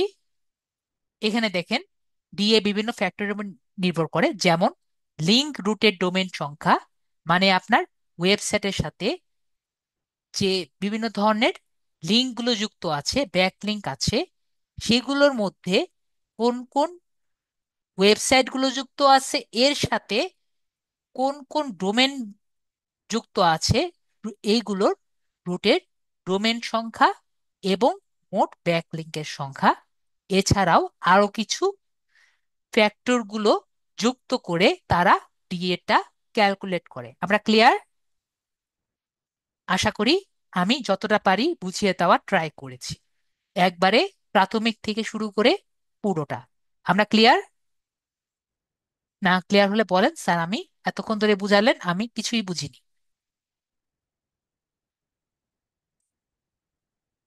এখন ইয়েস বলছেন, পরে বলবেন স্যার কিছুই বুঝিনি। আমি অনেক কিছু বুঝিয়ে ফেলেছি এর মধ্যে। ঠিক আছে? তো উচ্চ ডিএ মানে হলো সার্চ রেজাল্টের উপরের দিকে দখল করা, এটা কিন্তু সবার আগে আমরা বুঝেছি। আমি একটা উদাহরণ দেই, দেখবেন উদাহরণটা সবার আগে বুঝিয়েছি। ডোমেন অথরিটি হলো এমন একটি যে, ঠিক যেমন একটি ভালো স্কুলে অর্থাৎ ভালো ছাত্ররা পড়ে, তো মানুষের একটি মেন্টালিটি কি থাকে, আপনি যদি ভালো স্কুলে আপনার ছেলেকে পড়ান, তাহলে সেই স্কুল থেকে আপনার ছেলে ভালো রেজাল্ট করতেই পারে। ঠিক আছে? তো ডিএটাও এরকম, যদি এটি ভালো ওয়েবসাইট থেকে ডিএ ভালো হয়, সেই ওয়েবসাইটের কন্টেন্ট সার্চ করলে সার্চ রেজাল্টের ভালো জায়গায় আসার সম্ভাবনা থাকে। ঠিক আছে, আমরা বুঝতে পেরেছি। আমি এটা দিয়েই আপনাদের শুরু করিয়েছি, কারণ আমি বোঝাতে চেয়েছি ডিএটা আমাদের অনেক বেশি দরকার পড়বে। পরে হলো পেজ অথরিটি। পেজ অথরিটি আরো ইজি। ডিএটা কি ছিল? ডিএটা ছিল টোটাল ডোমেনের উপরে, তাই না? আপনার পুরো ওয়েবসাইটের ডোমেনটা দেখেছে, তাই না? পুরো ডট কম বা ডট নেট জানেন, পুরো ডোমেন, কারণ এটা ডোমেন অথরিটি। তাহলে পেজ অথরিটি কি হবে? পুরো ওয়েবসাইটের একটা পেজ নিয়ে। আমরা কি বুঝতে পারছি? পুরো ওয়েবসাইটের প্রতিটা পেজ নিয়ে যখন আপনি এই জিনিসটা হিসাব করবেন, তখন কি হবে? Page authority. আমরা ক্লিয়ার নাকি ক্লিয়ার না? দেখেন, বিষয়টি আসলে খুবই ইজি। ক্লিয়ার? আশা করি আমরা ক্লিয়ার। না ক্লিয়ার হলে বলেন, স্যার আমি কিছুই বুঝিনি, সব মাথার উপর দিয়ে চলে যাচ্ছে। মজ দ্বারা তৈরি, এটাও কিন্তু মজ দ্বারা তৈরি একটি মেট্রিক, যা ডোমেন অথরিটির মতোই, তবে এটি সম্পূর্ণ ডোমেনের পরিবর্তে একটি নির্দিষ্ট পেজ এর উপরে এটিকে র্যাঙ্ক করার জন্য ট্রাই করে, এবং এটির স্কোর 1 থেকে 100 এর মধ্যে নির্ধারণ করা হয়, যেটি উচ্চ স্কোর বা র্যাঙ্ক করতে হেল্প করে। ঠিক আছে? তো পেজ অথরিটি হলো নির্দিষ্ট স্কুলের, আগে বলেছিলাম নির্দিষ্ট স্কুলের কথা, আর তাহলে এখন কি হবে? একটি ক্লাসের, ঠিক আছে, স্কুলের একটি ক্লাসে যেগুলো ক্লাস ভালো পারফর্ম করে, ঠিক তেমনি কিছু কিছু ওয়েবসাইট কিছু পেজের জন্য বেশি ফেমাস হয়ে থাকে, এবং সেই সেই পেজগুলো সার্চ রেজাল্টের উপরের দিকে দেখানো হয়। তাহলে আমরা পেজ অথরিটি ক্লিয়ার? আশা করি আমরা পেজ অথরিটি ক্লিয়ার। না ক্লিয়ার হলে বলবেন, আমি কিন্তু আমাদের ইম্পর্টেন্ট টপিকটা, আরেকটি টপিক আছে ইম্পর্টেন্ট, এখন আমি জাস্ট ছোট ছোট করে বুঝিয়ে যাব। ঠিক আছে? ট্রাস্ট ফ্লো, এটা আরো বেশি ইজি। আপনি আমাকে কতটা ট্রাস্ট করেন, বা আপনার কন্টেন্টের উপরে মানুষ কতটা ট্রাস্ট করে, সেটাই হলো ট্রাস্ট ফ্লো। ট্রাস্ট ফ্লো হলো একটি মেট্রিক। এই মেট্রিক ম্যাজেস্টিক দ্বারা বানানো। ম্যাজেস্টিক তাহলে কি হবে? যদি মজ একটি ওয়েবসাইট হয় বা একটি কোম্পানি হয়, তাহলে ম্যাজেস্টিক কি হবে? এটিও একটি ওয়েবসাইট হবে। তো আমরা যদি ম্যাজেস্টিক দিয়ে সার্চ দিই, এইটি ওয়েবসাইট পাবো। এরা কি কি করে? এরা ব্যাকলিংক অ্যানালাইসিস স্পেশালিস্ট। ঠিক আছে, এরা কি করে? আপনার ব্যাকলিংক যা যা আছে এগুলো এরা নিয়ে কাজ করে। এরা দুটো নিয়ে কাজ করে, এটা হলো ট্রাস্ট ফ্লো। এর পরবর্তীতে আরেকটি নিয়ে আমরা পড়বো, সাইটেশন ফ্লো। এই দুটো নিয়ে তারা কাজ করে। এরা আপনার ওয়েবসাইটে ব্যাকলিংক হিস্টোরি নিয়ে কাজ করবে, এরা লিঙ্ক কনটেক্সট নিয়ে কাজ করে, এরা টপিক্যাল ট্রাস্ট ফ্লো নিয়েও কাজ করে। এখন টপিক্যাল ট্রাস্ট ফ্লো বিষয়টি কি? আপনার যে ব্যাকলিঙ্ক গুলো যে করেছেন, এই ব্যাকলিঙ্ক আসলে কই থেকে এসেছে এটাও তারা খুঁজে বের করে দিবে। ঠিক আছে, এখানে তারা সুন্দর মতো লিখে দিয়েছে, find out who links to your website. তার মানে আপনার যে লিংক রুট আছে, আপনি কোথা থেকে ব্যাকলিঙ্ক করেছেন, আপনার মনে না থাকলেও তারা খুঁজে বের করে দিবে। আমি বুঝাতে পেরেছি? আশা করি আমরা ক্লিয়ার। তো আমরা এখন দেখি তারা কি করে। তারা ওয়েবসাইট পয়েন্ট করে দেয় লিঙ্কগুলো, আপনার যে ওয়েবসাইটে যে ব্যাকলিঙ্ক গুলো আছে, এগুলো আমি যে একটু আগে তো বললাম ডট কম, কিন্তু আসলে কি আপনি ডট কম থেকে খুঁজে বের করতে পারবেন? সবগুলো তো ডট কম পাবেন না, এত দামি ওয়েবসাইট আপনার পক্ষে সম্ভব হবে না। তো তারা কি করে, তারা যে এগুলো আসলে ভালো নাকি খারাপ এটার কোয়ালিটি মেজারমেন্ট করে। ঠিক আছে, এগুলো কোয়ালিটি মেজারমেন্ট করা লাগবে না, যেগুলো ভালো নাকি খারাপ এটার কাজ কি করে, এটার কাজ করে হলো ট্রাস্ট ফ্লো। যে কয়টা ব্যাকলিঙ্ক আপনার আছে এগুলোর কোয়ালিটি মেজারমেন্ট কে করে? ট্রাস্ট ফ্লো এই কাজটি করে। তো ট্রাস্ট ফ্লো এরা এছাড়া আর কিছুই করে না, এরা কোয়ালিটি মাপ করে। উচ্চ ট্রাস্ট ফ্লো মানে হলো আপনার ওয়েবসাইটের সাথে যে যেগুলো ওয়েবসাইট লিঙ্ক আপ আছে এগুলো বেটার এবং ভালো ট্রাস্টেড ওয়েবসাইট। এটি আপনার ওয়েবসাইটের বিশেষজ্ঞতা বেটার করে এবং গুগলের ব্যাকলিঙ্কের কোয়ালিটি পরিমাপ ভিত্তি করে, এছাড়া আর কিছু কাজ করে না। তো ট্রাস্ট ফ্লো আপনার বন্ধুর নির্ভরযোগ্যতার মতো, যদি অনেক বিশ্বাসযোগ্য মানুষ আপনার সম্পর্কে ভালো কথা বলে তাহলে আপনিও কিন্তু বিশ্বাসযোগ্য হিসাবে বিবেচিত হবেন। যদি অনেক ভালো মানুষ আপনার সম্পর্কে ভালো কথা বলে তাহলে অবশ্যই আপনিও ভালো মানুষ হিসাবে পরিণত হবেন। ওয়েবসাইটের ক্ষেত্রেও লিঙ্কগুলো অন্যান্য বিশেষজ্ঞ ওয়েবসাইট থেকে আসলে ট্রাস্ট ফ্লো আপনার বেশি হবে। ঠিক আছে, তারপরে হলো ট্রাস্ট অথরিটি। তো একটু আগে দেখেন আমি টিএ পড়িয়েছি না একটু আগে, টিএ। তো টিএ কিন্তু আমি পড়িয়েছি হলো টপিক অথরিটি, মনে আছে আপনার? Topic authority. তো আপনি যদি সার্চ দেন টিএ, তখন আপনি একটা ঝামেলায় পড়বেন যে স্যার টিএ তো পড়ালেন, সেটা হলো আমি সার্চ দিলাম, পেলাম হলো টপিক অথরিটি, কিন্তু আরেকজন আপনি আবার সার্চ দিয়ে পেলেন ট্রাস্ট অথরিটি। তাহলে স্যার কি ভুল পড়ালো? স্যার তো পড়ালো টপিক অথরিটি। বিষয়টা সেরকম না, এজন্যই আমি এইটি রাখলাম, না হলে আমি এটি রাখতাম না। ট্রাস্ট অথরিটি এখন ব্যবহার করা হয় না, এখন একটু আগে যেটা দেখালাম এটা ব্যবহার করা হয়। তাও আমরা জেনে নিই আসলে ট্রাস্ট অথরিটি কি, জাস্ট জানার জন্য। তো ট্রাস্ট অথরিটি কি? ট্রাস্ট অথরিটি হলো এটি ওয়েবসাইটের ট্রাস্ট ওয়ার্থিনেস কেমন তা বোঝানোর জন্য। এই মেট্রিকটি সাধারণত খুব বেশি ব্যবহৃত হয় না এসইও তে। এটি আপনার সাথে যে ব্যাকলিঙ্ক গুলো আছে, এটি প্রথমে আপনার যে ডোমেন আছে, আপনার নিজের ডোমেন, এটার এজ এবং আপনার যে যে কয়টি ব্যাকলিঙ্ক আছে এগুলোর কোয়ালিটি এবং এই যে ব্যাকলিঙ্ক গুলো আছে এটার যে ট্রাস্ট ওয়ার্থিনেস, এগুলো অনেকগুলো ফ্যাক্টর মিক্স করে একটি মার্কিং দেওয়া হয়। ঠিক আছে, এগুলো এখন আর ব্যবহার করা হয় না, এখন সাইটেশন ফ্লো এবং ট্রাস্ট ফ্লো এই দুটোতে ভাগ হয়ে গেছে। তো যেসব ওয়েবসাইটের ট্রাস্ট ওয়ার্থিনেস ভালো হয়, ট্রাস্ট অথরিটি ভালো হয়, সেগুলো সার্চ রেজাল্টের উপরের দিকে ব্যবহৃত হয়। তো ট্রাস্ট অথরিটিকে ভাবুন এটি টিচারের এবং স্টুডেন্টের বিশেষজ্ঞতার মতো, যদি কোনো ওয়েবসাইট ভালো আচরণ করে, তার ভালো বন্ধু থাকে, তাহলে আপনার গুগলে বেশি চোখে আরো দেখে। তো ট্রাস্ট অথরিটি জাস্ট দেখানোর জন্য দেখালাম। তারপরে হলো সাইটেশন ফ্লো। তো বিষয়টা আমি বুঝাই, একটু আগে আমরা ট্রাস্ট ফ্লো পড়েছি না? ট্রাস্ট ফ্লো, ট্রাস্ট ফ্লো কি করে, আপনার ব্যাকলিঙ্ক গুলো আসলে কোয়ালিটি দেখে, তাই না? ব্যাকলিঙ্কের কোয়ালিটি দেখে। তো সাইটেশন ফ্লো করে তার উল্টা। উল্টা কি, ব্যাকলিঙ্কের কোয়ালিটি দরকার নেই, আপনার কয়টা আছে সেটা আর কি কাউন্ট করে। আমরা কি বুঝতে পেরেছি? এক কথায় শেষ। ঠিক আছে, তো সাইটেশন ফ্লো হলো ম্যাজেস্টিক দ্বারা আরেকটি মেট্রিক যা একটি ওয়েবসাইটের লিঙ্কের সংখ্যা মাপে। লিঙ্কের কোয়ালিটি বিবেচনা না করে, এটা ভালো হোক বা খারাপ হোক, এটি ইঙ্গিত দেয় ওয়েবসাইটটি কয়টি প্রভাবশালী হয়। তো সেটা আর কি দিয়ে কত শক্তিশালী হোক, এটি 70 হোক অথবা 50 হোক অথবা 30 হোক, সেটা তার জন্য ম্যাটার না। তো সে কি দেখে, কয়টি ওয়েবসাইট আপনার ওয়েবসাইটের সাথে কানেক্টেড আছে। সেটি লিঙ্কে করা সাইটগুলোর উপরে নির্ভর করে। ট্রাস্ট ফ্লোর বিপরীতে সাইটেশন ফ্লো লিঙ্কের কোয়ালিটিকে বিবেচনা করে। উদাহরণটা দেখেন, সাইটেশন ফ্লো ধরেন আপনি কতটা জনপ্রিয় তার উপর নির্ভর করে। যদি অনেক লোক আপনার উপরে আপনাকে নিয়ে কথা বলে, যদিও সেগুলো মানুষ ভালো নাও হতে পারে, তাহলে কিন্তু আপনি জনপ্রিয় হয়ে উঠবেন, তাই না?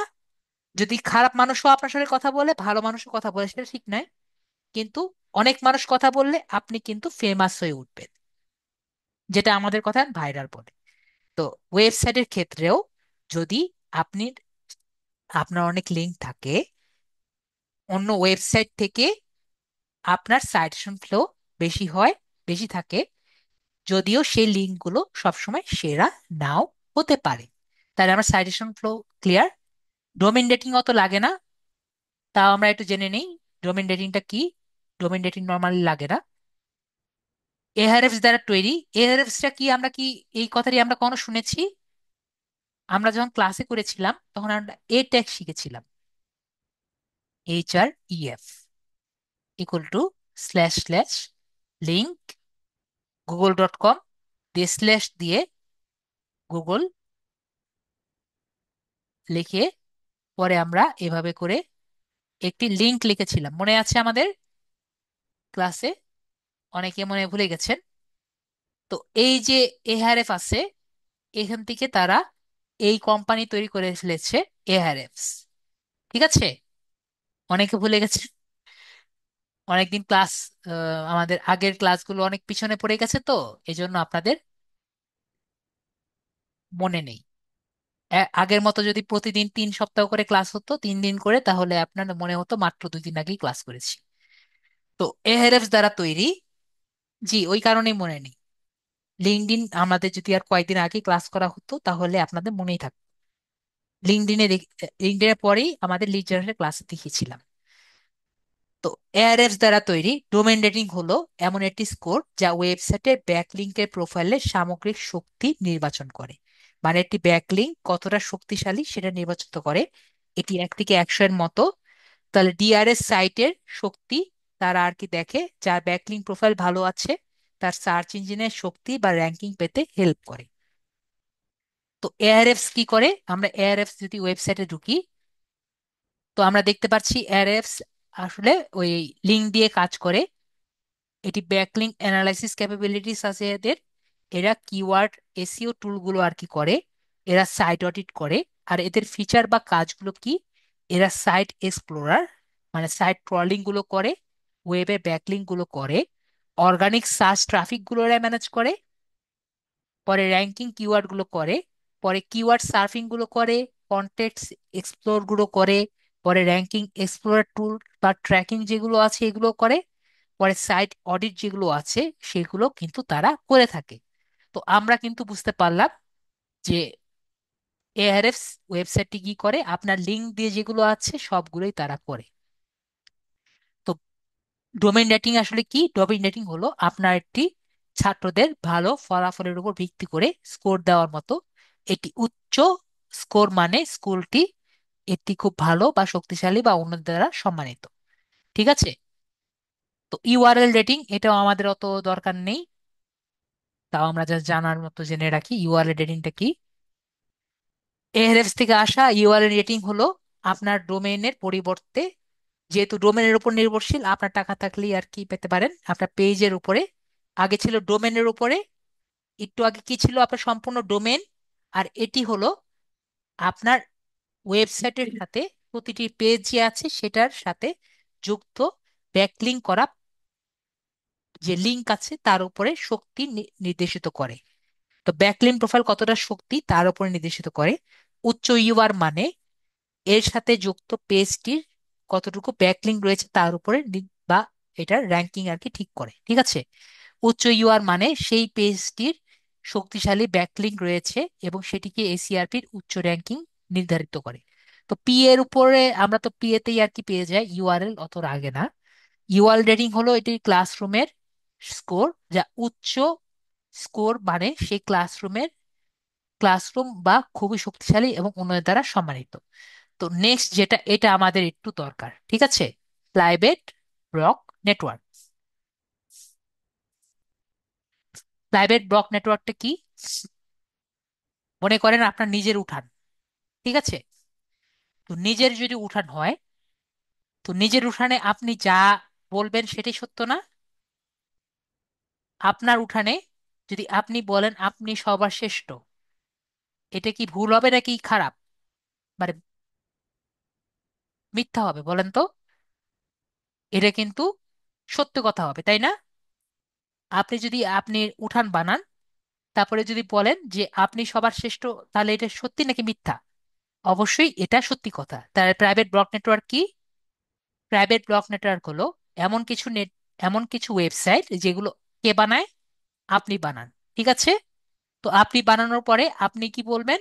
আপনি সবার থেকে ভালো। ক্লিয়ার? এবং এইগুলো ভালো ওয়েবসাইট করে কে লিঙ্ক আপ করবে? আপনার ওয়েবসাইটের সাথে লিঙ্ক আপ করে দিলেন। এটা হলো একরকম, আমরা বুঝতে পেরেছি গ্রে হেড টেকনিক, যেটা আমরা গত ক্লাসে আলোচনা করেছি। এক কথায় আমরা বুঝতে পেরেছি পাবলিক ব্লক নেটওয়ার্কটা কি, এবং এটা দিয়ে কিন্তু অনেকে কাজ করে। ক্লিয়ার? আমরা কিন্তু বিষয়টি একরকম বুঝতে পেরেছি।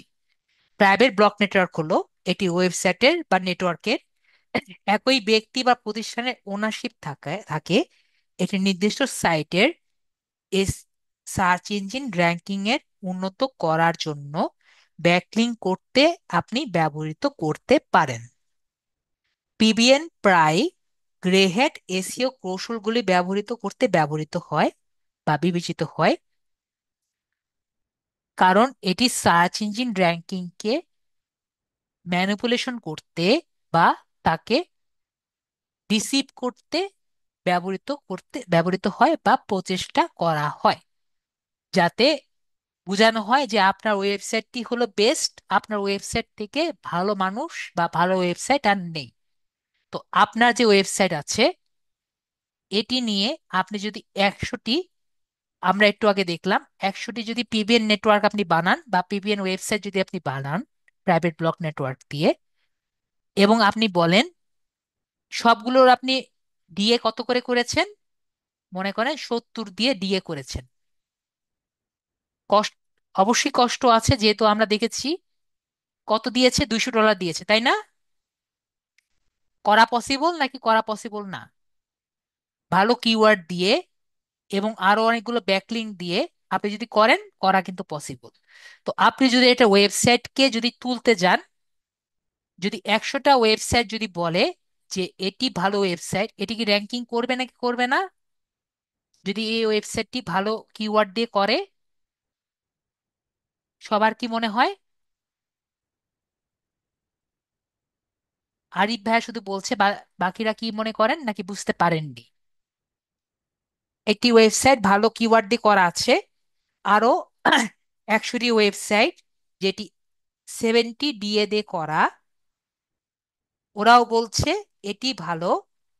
ওকে, মাহফুজ ভাই বুঝতে পারেন, আমি আবারও বলছি, আপনি 100টা ওয়েবসাইট বানিয়েছেন, ঠিক আছে ভাইয়া? তো 100টা ওয়েবসাইট আপনি আরো কয়েকটি ওয়েবসাইটের সাথে লিঙ্ক আপ দিয়ে এটা ডিএ কত করেছেন? 70 করেছেন। তো 100টা ওয়েবসাইট যে আপনি বানিয়েছেন, সবগুলো তো অবশ্যই ভালো কিওয়ার্ড দিয়ে বানিয়েছেন, তাই না মাহফুজ ভাইয়া? ভালো ওয়েবসাইট, ভালো করে, ভালো কিওয়ার্ড দিয়ে করেছেন না 100টা ওয়েবসাইট? ওকে। তো আপনার ক্লায়েন্ট বলেছেন যে আমার এসইওটা করে দেন।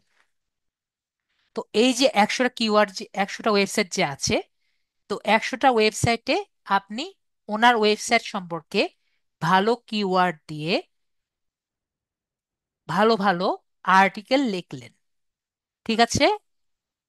তো ভালো কিওয়ার্ড দিয়ে যখন আপনি 70 ডি এর ওয়েবসাইটে যখন কন্টেন্ট দিবেন তার ওয়েবসাইট সম্পর্কে, অবশ্যই ব্যাকলিঙ্ক দিয়ে, তো আপনার ওয়েবসাইটে যখন অনেক, যদি ভিজিটর থাকে, ভিজিটর থাকলেই তো ডিএ আসবে, তাই না?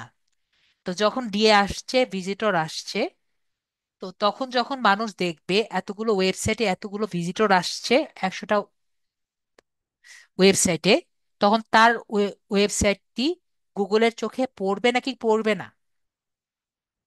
গুগল কি মনে করবে? এটি ভালো ওয়েবসাইট, খারাপ ওয়েবসাইট? ওয়েবসাইট মাহফুজ ভাইয়া কি মনে করছেন? নাকি মনে করবে এটি খারাপ ওয়েবসাইট? গুগল তো জানে না যে 100টি আপনার কাছ থেকে কিনে ফেলেছে।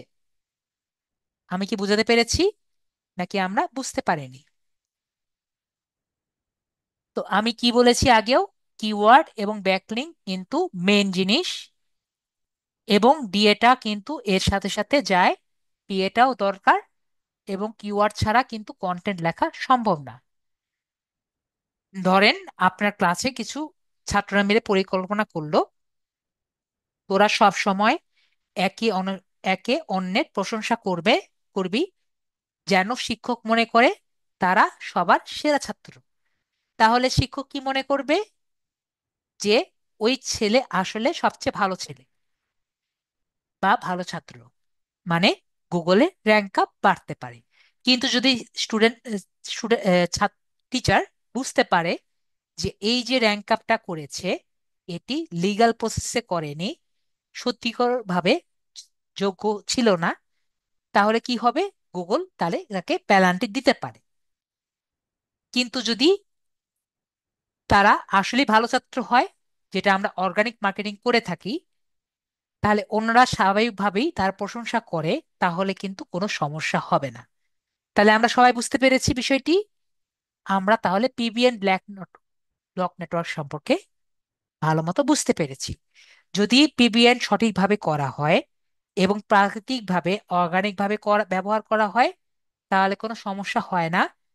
এবং গুগলের, কিন্তু গুগল যদি বুঝতে পারে এটি কৃত্রিমভাবে আমাদের ব্ল্যাক এসইও করে আসলে করা হয়েছে পিবিএন গুলো, তাহলে কি বুঝতে পারবো? আমাদের যে ওয়েবসাইটটিকে আমরা করব, তাহলে কিন্তু তার র্যাঙ্ক আপ কমে যাবে এবং সাইট পেনাল্টি খেতে পারে। তাহলে মূল কথা কি? প্রাকৃতিকভাবে অর্গানিকভাবে ব্যাকলিংক তৈরি করে, কিন্তু জোর করে আমরা যদি ম্যানিপুলেশন করার চেষ্টা করি, ব্যাড এসইও বা ব্ল্যাক এসইও যদি আমরা ট্রাই করি, তাহলে আমাদের যার জন্য আমরা করতে যাব সেটি হিতে বিপরীত হতে পারে। লাস্টে হলো ব্যাকলিংক। আমরা ব্যাকলিংক কি আমরা বুঝতে পেরেছি, নাকি আমার আবার বোঝাতে হবে ব্যাকলিংক কিভাবে করতে হয়? আমরা অলরেডি অনেকগুলো ব্যাকলিংক আমরা করেছি, যেরকম ফেসবুকে অ্যাডস মার্কেটিং আমরা করেছি। তারপরে আমরা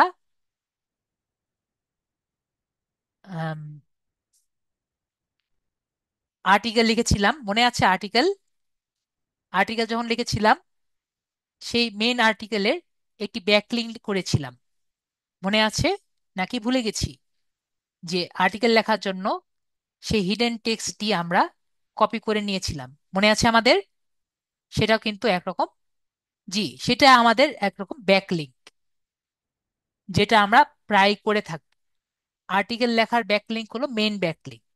তো আমাদের কি সবার মনে আছে নাকি ভুলে গিয়েছি? আমার কি আবার দেখানোর দরকার আছে, যাতে আমাদের ব্যাকলিংক মনে থাকে? যদি না মনে হয় তাহলে আমার জাস্ট ব্যাকলিংকের টাইপ দেখলেই শেষ হয়ে যাবে। আমাদের কি দেখানোর দরকার আছে?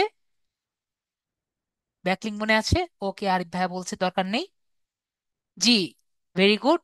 অ্যাঙ্কর ট্যাগ, অ্যাঙ্কর ট্যাগ দিয়ে আর কি আমি ক্লাসে দেখিয়েছিলাম। এবং জাস্ট আমরা পিনের মতোই অপশন, মনে আছে পিন দেখাচ্ছিল? পিনে ক্লিক করলেই কিন্তু আমরা যে কোনো জিনিসটাকে ব্লক করে পিন দিলেই আমরা দিতে পারি, মনে পড়েছে?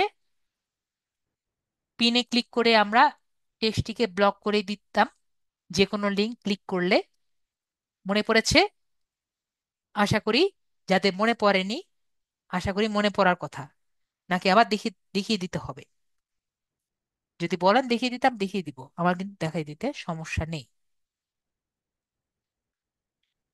সবাই বলেন, আমি কিন্তু বুঝাতে কোনো কার্পণ্য বোধ করি না, কিন্তু সবাই সবার চাচ্ছি। সবাই আপাতত কিন্তু বলছেন দেখায় দেওয়ার দরকার নেই, আমি কি আগাবো?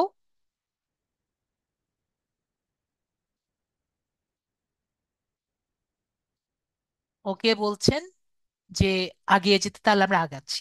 তাহলে ব্যাকলিংক কয় টাইপের হয়? ব্যাকলিংক কিন্তু 3 টাইপের হয়। কয় টাইপের হয়? 3 টাইপের। একটা হলো ইনবাউন্ড লিঙ্ক। ধরেন আমার ওয়েবসাইট হলো যে http.alc.xyz, এটা কি আমার ওয়েবসাইট, ঠিক আছে? তো আপনি ধরেন ফেসবুকে আমার ওয়েবসাইটের মার্কেটিং করেছেন, ঠিক আছে? তো আপনি যদি আমার ওয়েবসাইট থেকে, ফেসবুক থেকে আমার ওয়েবসাইটে আসেন, তাহলে আমরা কি বলবো? এটাকে ইনবাউন্ড লিঙ্ক বলবো। এখানে যে লিঙ্কটা দিব, ফেসবুকের মধ্যে যে লিঙ্কটা দিব, এটা আমরা কি বলবো? এই লিঙ্কটা কি হবে? এই লিঙ্কটা হলো ইনবাউন্ড লিঙ্ক। অন্য ওয়েবসাইট থেকে আপনার ওয়েবসাইটে যদি আসে, এই ওয়েবসাইটে কি বলবো আমরা? এই লিঙ্কটাকে বলবো ইনবাউন্ড লিঙ্ক। তাহলে আমরা ইনবাউন্ড লিঙ্ক ক্লিয়ার? আশা করি আমরা ইনবাউন্ড লিঙ্ক ক্লিয়ার। নেক্সটে হলো আমরা হলো আউটবাউন্ড লিঙ্ক। ধরেন আপনার এই যে ওয়েবসাইটটি আছে, এই ওয়েবসাইটটি যদি অন্য ওয়েবসাইটে দেওয়া থাকে, ঠিক আছে? আর আপনার ওয়েবসাইটে মনে করেন দেওয়া আছে অন্য ওয়েবসাইটে বা ফেসবুকের লিঙ্ক দেওয়া, ঠিক আছে? আপনার ওয়েবসাইটে কোন ওয়েবসাইটে দেওয়ার লিঙ্ক আছে? ফেসবুকের ওয়েবসাইটের লিঙ্ক দেওয়া আছে। তাহলে এই যে লিঙ্কটি দেওয়া আছে ফেসবুকে যাওয়ার, তাহলে এটি কি? এটি হলো ফেসবুকের লিঙ্কটি কি? এটি হলো আউটবাউন্ড লিঙ্ক। তাহলে আমরা আউটবাউন্ড লিঙ্ক বুঝতে পেরেছি। আপনার ওয়েবসাইটে অন্য কারো ওয়েবসাইট সম্পর্কে যদি দেওয়া থাকে, তাহলে সেটা কি? Outbound link. ক্লিয়ার? যদি এটাও না বুঝেন, আরো ভাবে আমি বুঝিয়ে দিতে পারি। ধরেন আপনি খাবার কাগজে একটি অ্যাড দিবেন বা বিজ্ঞাপন দিবেন, ঠিক আছে? বিজ্ঞাপনে কি লিখেছেন? এটি বিজ্ঞাপন দিবেন, আমি ছবি দিয়ে দিচ্ছি। মনে করেন একটি বিজ্ঞাপন দিবেন যে আমার শপে আসো, আমার দোকানে আসো। কোথায়? আমার দোকানে আসো। এটা কি আপনার খবরের কাগজে না? নিউজ প্রিন্টে, নিউজ শপে কি দিচ্ছেন? আমার দোকানে আসো। এদিকে আমরা খবরের কাগজে দেওয়া দেখি না। এরকম কেউ কেউ আছে যে দেখি নেই? অবশ্যই কিন্তু আমরা খবরের কাগজে দেখেছি এরকম বিজ্ঞাপন যে আমার শপে আসো, দেখেছি না? তাহলে এই যে আমরা ইভেন্টটা দেখেছি বা এই ফেনোমেনন দেখেছি, এটাকে কি বলতে পারি? এটা হলো ইনবাউন্ড লিঙ্ক। ঠিক আছে, আমার দোকানে আসো। ঠিক আছে, আমার দোকানে আসো মানে কি? Inbound link. আমার দোকানে আসো মানে কি? Inbound link. আমরা বুঝতে পারছি আমার দোকানে আসো মানে কি? ইনবাউন্ড লিঙ্ক, ঠিক আছে? এখন ধরেন আমার দোকানে আসছে। আমার দোকানে আসার পরে মনে করেন আমার দোকান হলো মোবাইল অ্যাক্সেসরিজ বিক্রি করি। কি বিক্রি করি? মোবাইলের জিনিসপত্র বিক্রি করি। তো আমার মোবাইলে এসে একজন বলছে আমারে চাল দাও। কি দাও? সবাই বলেন আমাকে চাল দাও। তো আমি এখন বললাম আমার কাছে তো চাল নেই, আপনি পাশের দোকানে যান। কি বললাম? আপনি পাশের দোকানে যান। তাহলে এই যে আমি যে বললাম পাশের দোকানে যান, তখন এটা কি হবে? এটা হলো আউটবাউন্ড লিঙ্ক। আমার ওয়েবসাইট থেকে যখন আমি অন্য কাউকে অন্য জায়গায় যেতে বলবো, তখন কি? সেটা হলো আউটবাউন্ড লিঙ্ক। তখন এখন আমাদের লিঙ্কটি কিন্তু চেঞ্জ হয়ে যাচ্ছে জাস্ট জায়গা অনুযায়ী, ঠিক আছে?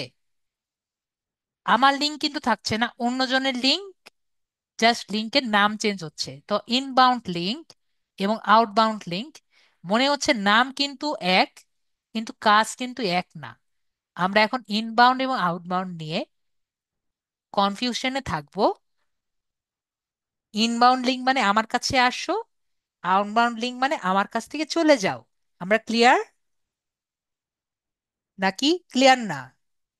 সবাই ক্লিয়ার? আশা করি সবাই ক্লিয়ার। তো এটা তো আমি বললাম আমার শপে আসো আর আমার শপ থেকে চলে যাও। তো তাহলে তো আমার তো একটাও বললাম না আমার শপ থেকে দেখো কিছু, এমন কোনো লিঙ্ক নেই।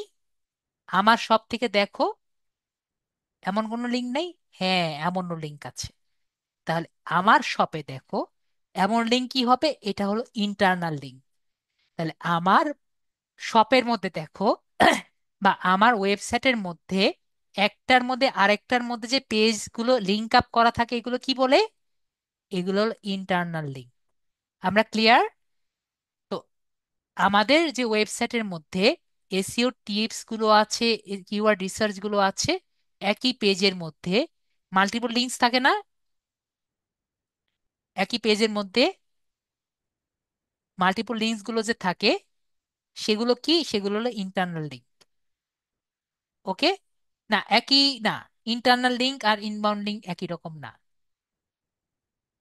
আপনি মনে করেন এডুকেশন বোর্ড রেজাল্টে গেলেন, এডুকেশন বোর্ড রেজাল্টে গিয়ে, এডুকেশন বোর্ড রেজাল্টে গিয়েছেন না? এডুকেশন বোর্ড রেজাল্টে গিয়ে ওখানে হোম পাবেন, অফিস পাবেন, এগুলো অনেক ধরনের জায়গা পাবেন না? উপরে মেনু বার পাবেন না আরিফ ভাইয়া? তো এই যে মেনু বার গুলো পাবেন এগুলো হলো ইন্টারনাল লিঙ্ক। ঠিক আছে? তো এইখানে যদি আপনি কোনো অন্য ওয়েবসাইটের জায়গা পান এগুলো হলো আউটবাউন্ড লিঙ্ক। আর এই যে এডুকেশন বোর্ড রেজাল্ট, এটা যদি অন্য কোনো ওয়েবসাইটে আপনি দেখতে পারেন, ফেসবুক থেকে এটা এখানে এসেছেন, সেটা হলো আপনার ইন্টারনাল লিঙ্ক। ক্লিয়ার? মানে এই যে এই inbound link, sorry inbound link. Clear? তাহলে এটা হলো ইনবাউন্ড লিঙ্ক, ইনবাউন্ড। এটা হলো ইন্টারনাল, আর এটা হলো আউটবাউন্ড। আশা করি আমরা একবারে ক্লিয়ার। Inbound, internal, outbound. আশা করি আমাদের এগুলোতে সমস্যা হবে না। এগুলোতে মানুষের সমস্যা হয়, এজন্যই আমি সুন্দর মতো এখানে লিখে দিয়েছি। ঠিক আছে? যাতে আমাদের কোনো সমস্যা হবে না। এবং এটা নিয়ে আমাদের আজকের ক্লাস শেষ।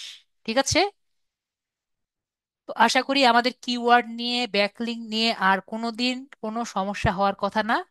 এবং আমাদের এগুলো নিয়ে পরীক্ষা হবে 1 থেকে 13, তো 13টা ক্লাস দিয়ে, এবং হোমওয়ার্কগুলো ভালো মতো দেখবেন। পরীক্ষা নিয়ে আপনাদের আর কোনো কোশ্চেন আশা করি থাকার কথা না। যদি কারো কোনো কোশ্চেন থাকে বলতে পারেন। কারো কোনো কোশ্চেন আছে? আশা করি নেই। সবাই ভালো থাকবেন। এবং আপনাদের, জি, ভেরি গুড। তাহলে ওয়েলকাম। এবং ভালো মতো পরীক্ষা দিবেন। নিজেদের রোল নাম্বার অফিস টাইমে জোগাড় করে নিন, রাত্রিবেলা আমাকে মেসেজ দিবেন না রোল নাম্বারের জন্য। এক্সাম ডেটে একটা প্রশ্ন, এক্সাম ডেতে প্রশ্ন যায় না। এক্সাম ডে কি 1 দিয়ে প্রশ্ন যায় না? আমি বুঝিনি মিজানুর ভাইয়া। মাদিনুল ইসলাম ভাই, আপনাকে আনমিউট করেছি, কথা বুঝিনি। না, একদিন পিছানো যাবে না আমাদের। সবগুলো ইয়ে অনুযায়ী ক্লাস ডেট ওভাবেই। ঠিক আছে? 26 তারিখ শনি সোম বুধ, মানে এ অনুযায়ী 13টা ক্লাস পরেই আর কি। ঠিক আছে? 26 তারিখ মানে আমাদের, আমি আবার বলে রাখি, আমাদের নেক্সট ক্লাস, এর মানে আমাদের নেক্সট ক্লাস হওয়ার কথা 26 তারিখ, মানে 26 তারিখ আমাদের এক্সাম হবে। ক্লিয়ার? 9টার দিকে আমাদের এক্সাম হবে। ক্লিয়ার ভাইয়া? আশা করি আমরা এটা ক্লিয়ার। তো আশা করি এতটুকুই আমাদের থাকলো। কোথায় হবে? ফেসবুকের পেজে হবে। ঠিক আছে? আপনি ক্লাসটি আবার দেখবেন এমডি ভাইয়া, একবারে ক্লিয়ার হয়ে যাবে। ঠিক আছে? পুরো ক্লাসটি আবার দেখবেন। Yes sir. তাহলে আজকের জন্য এটুকুই। Good night.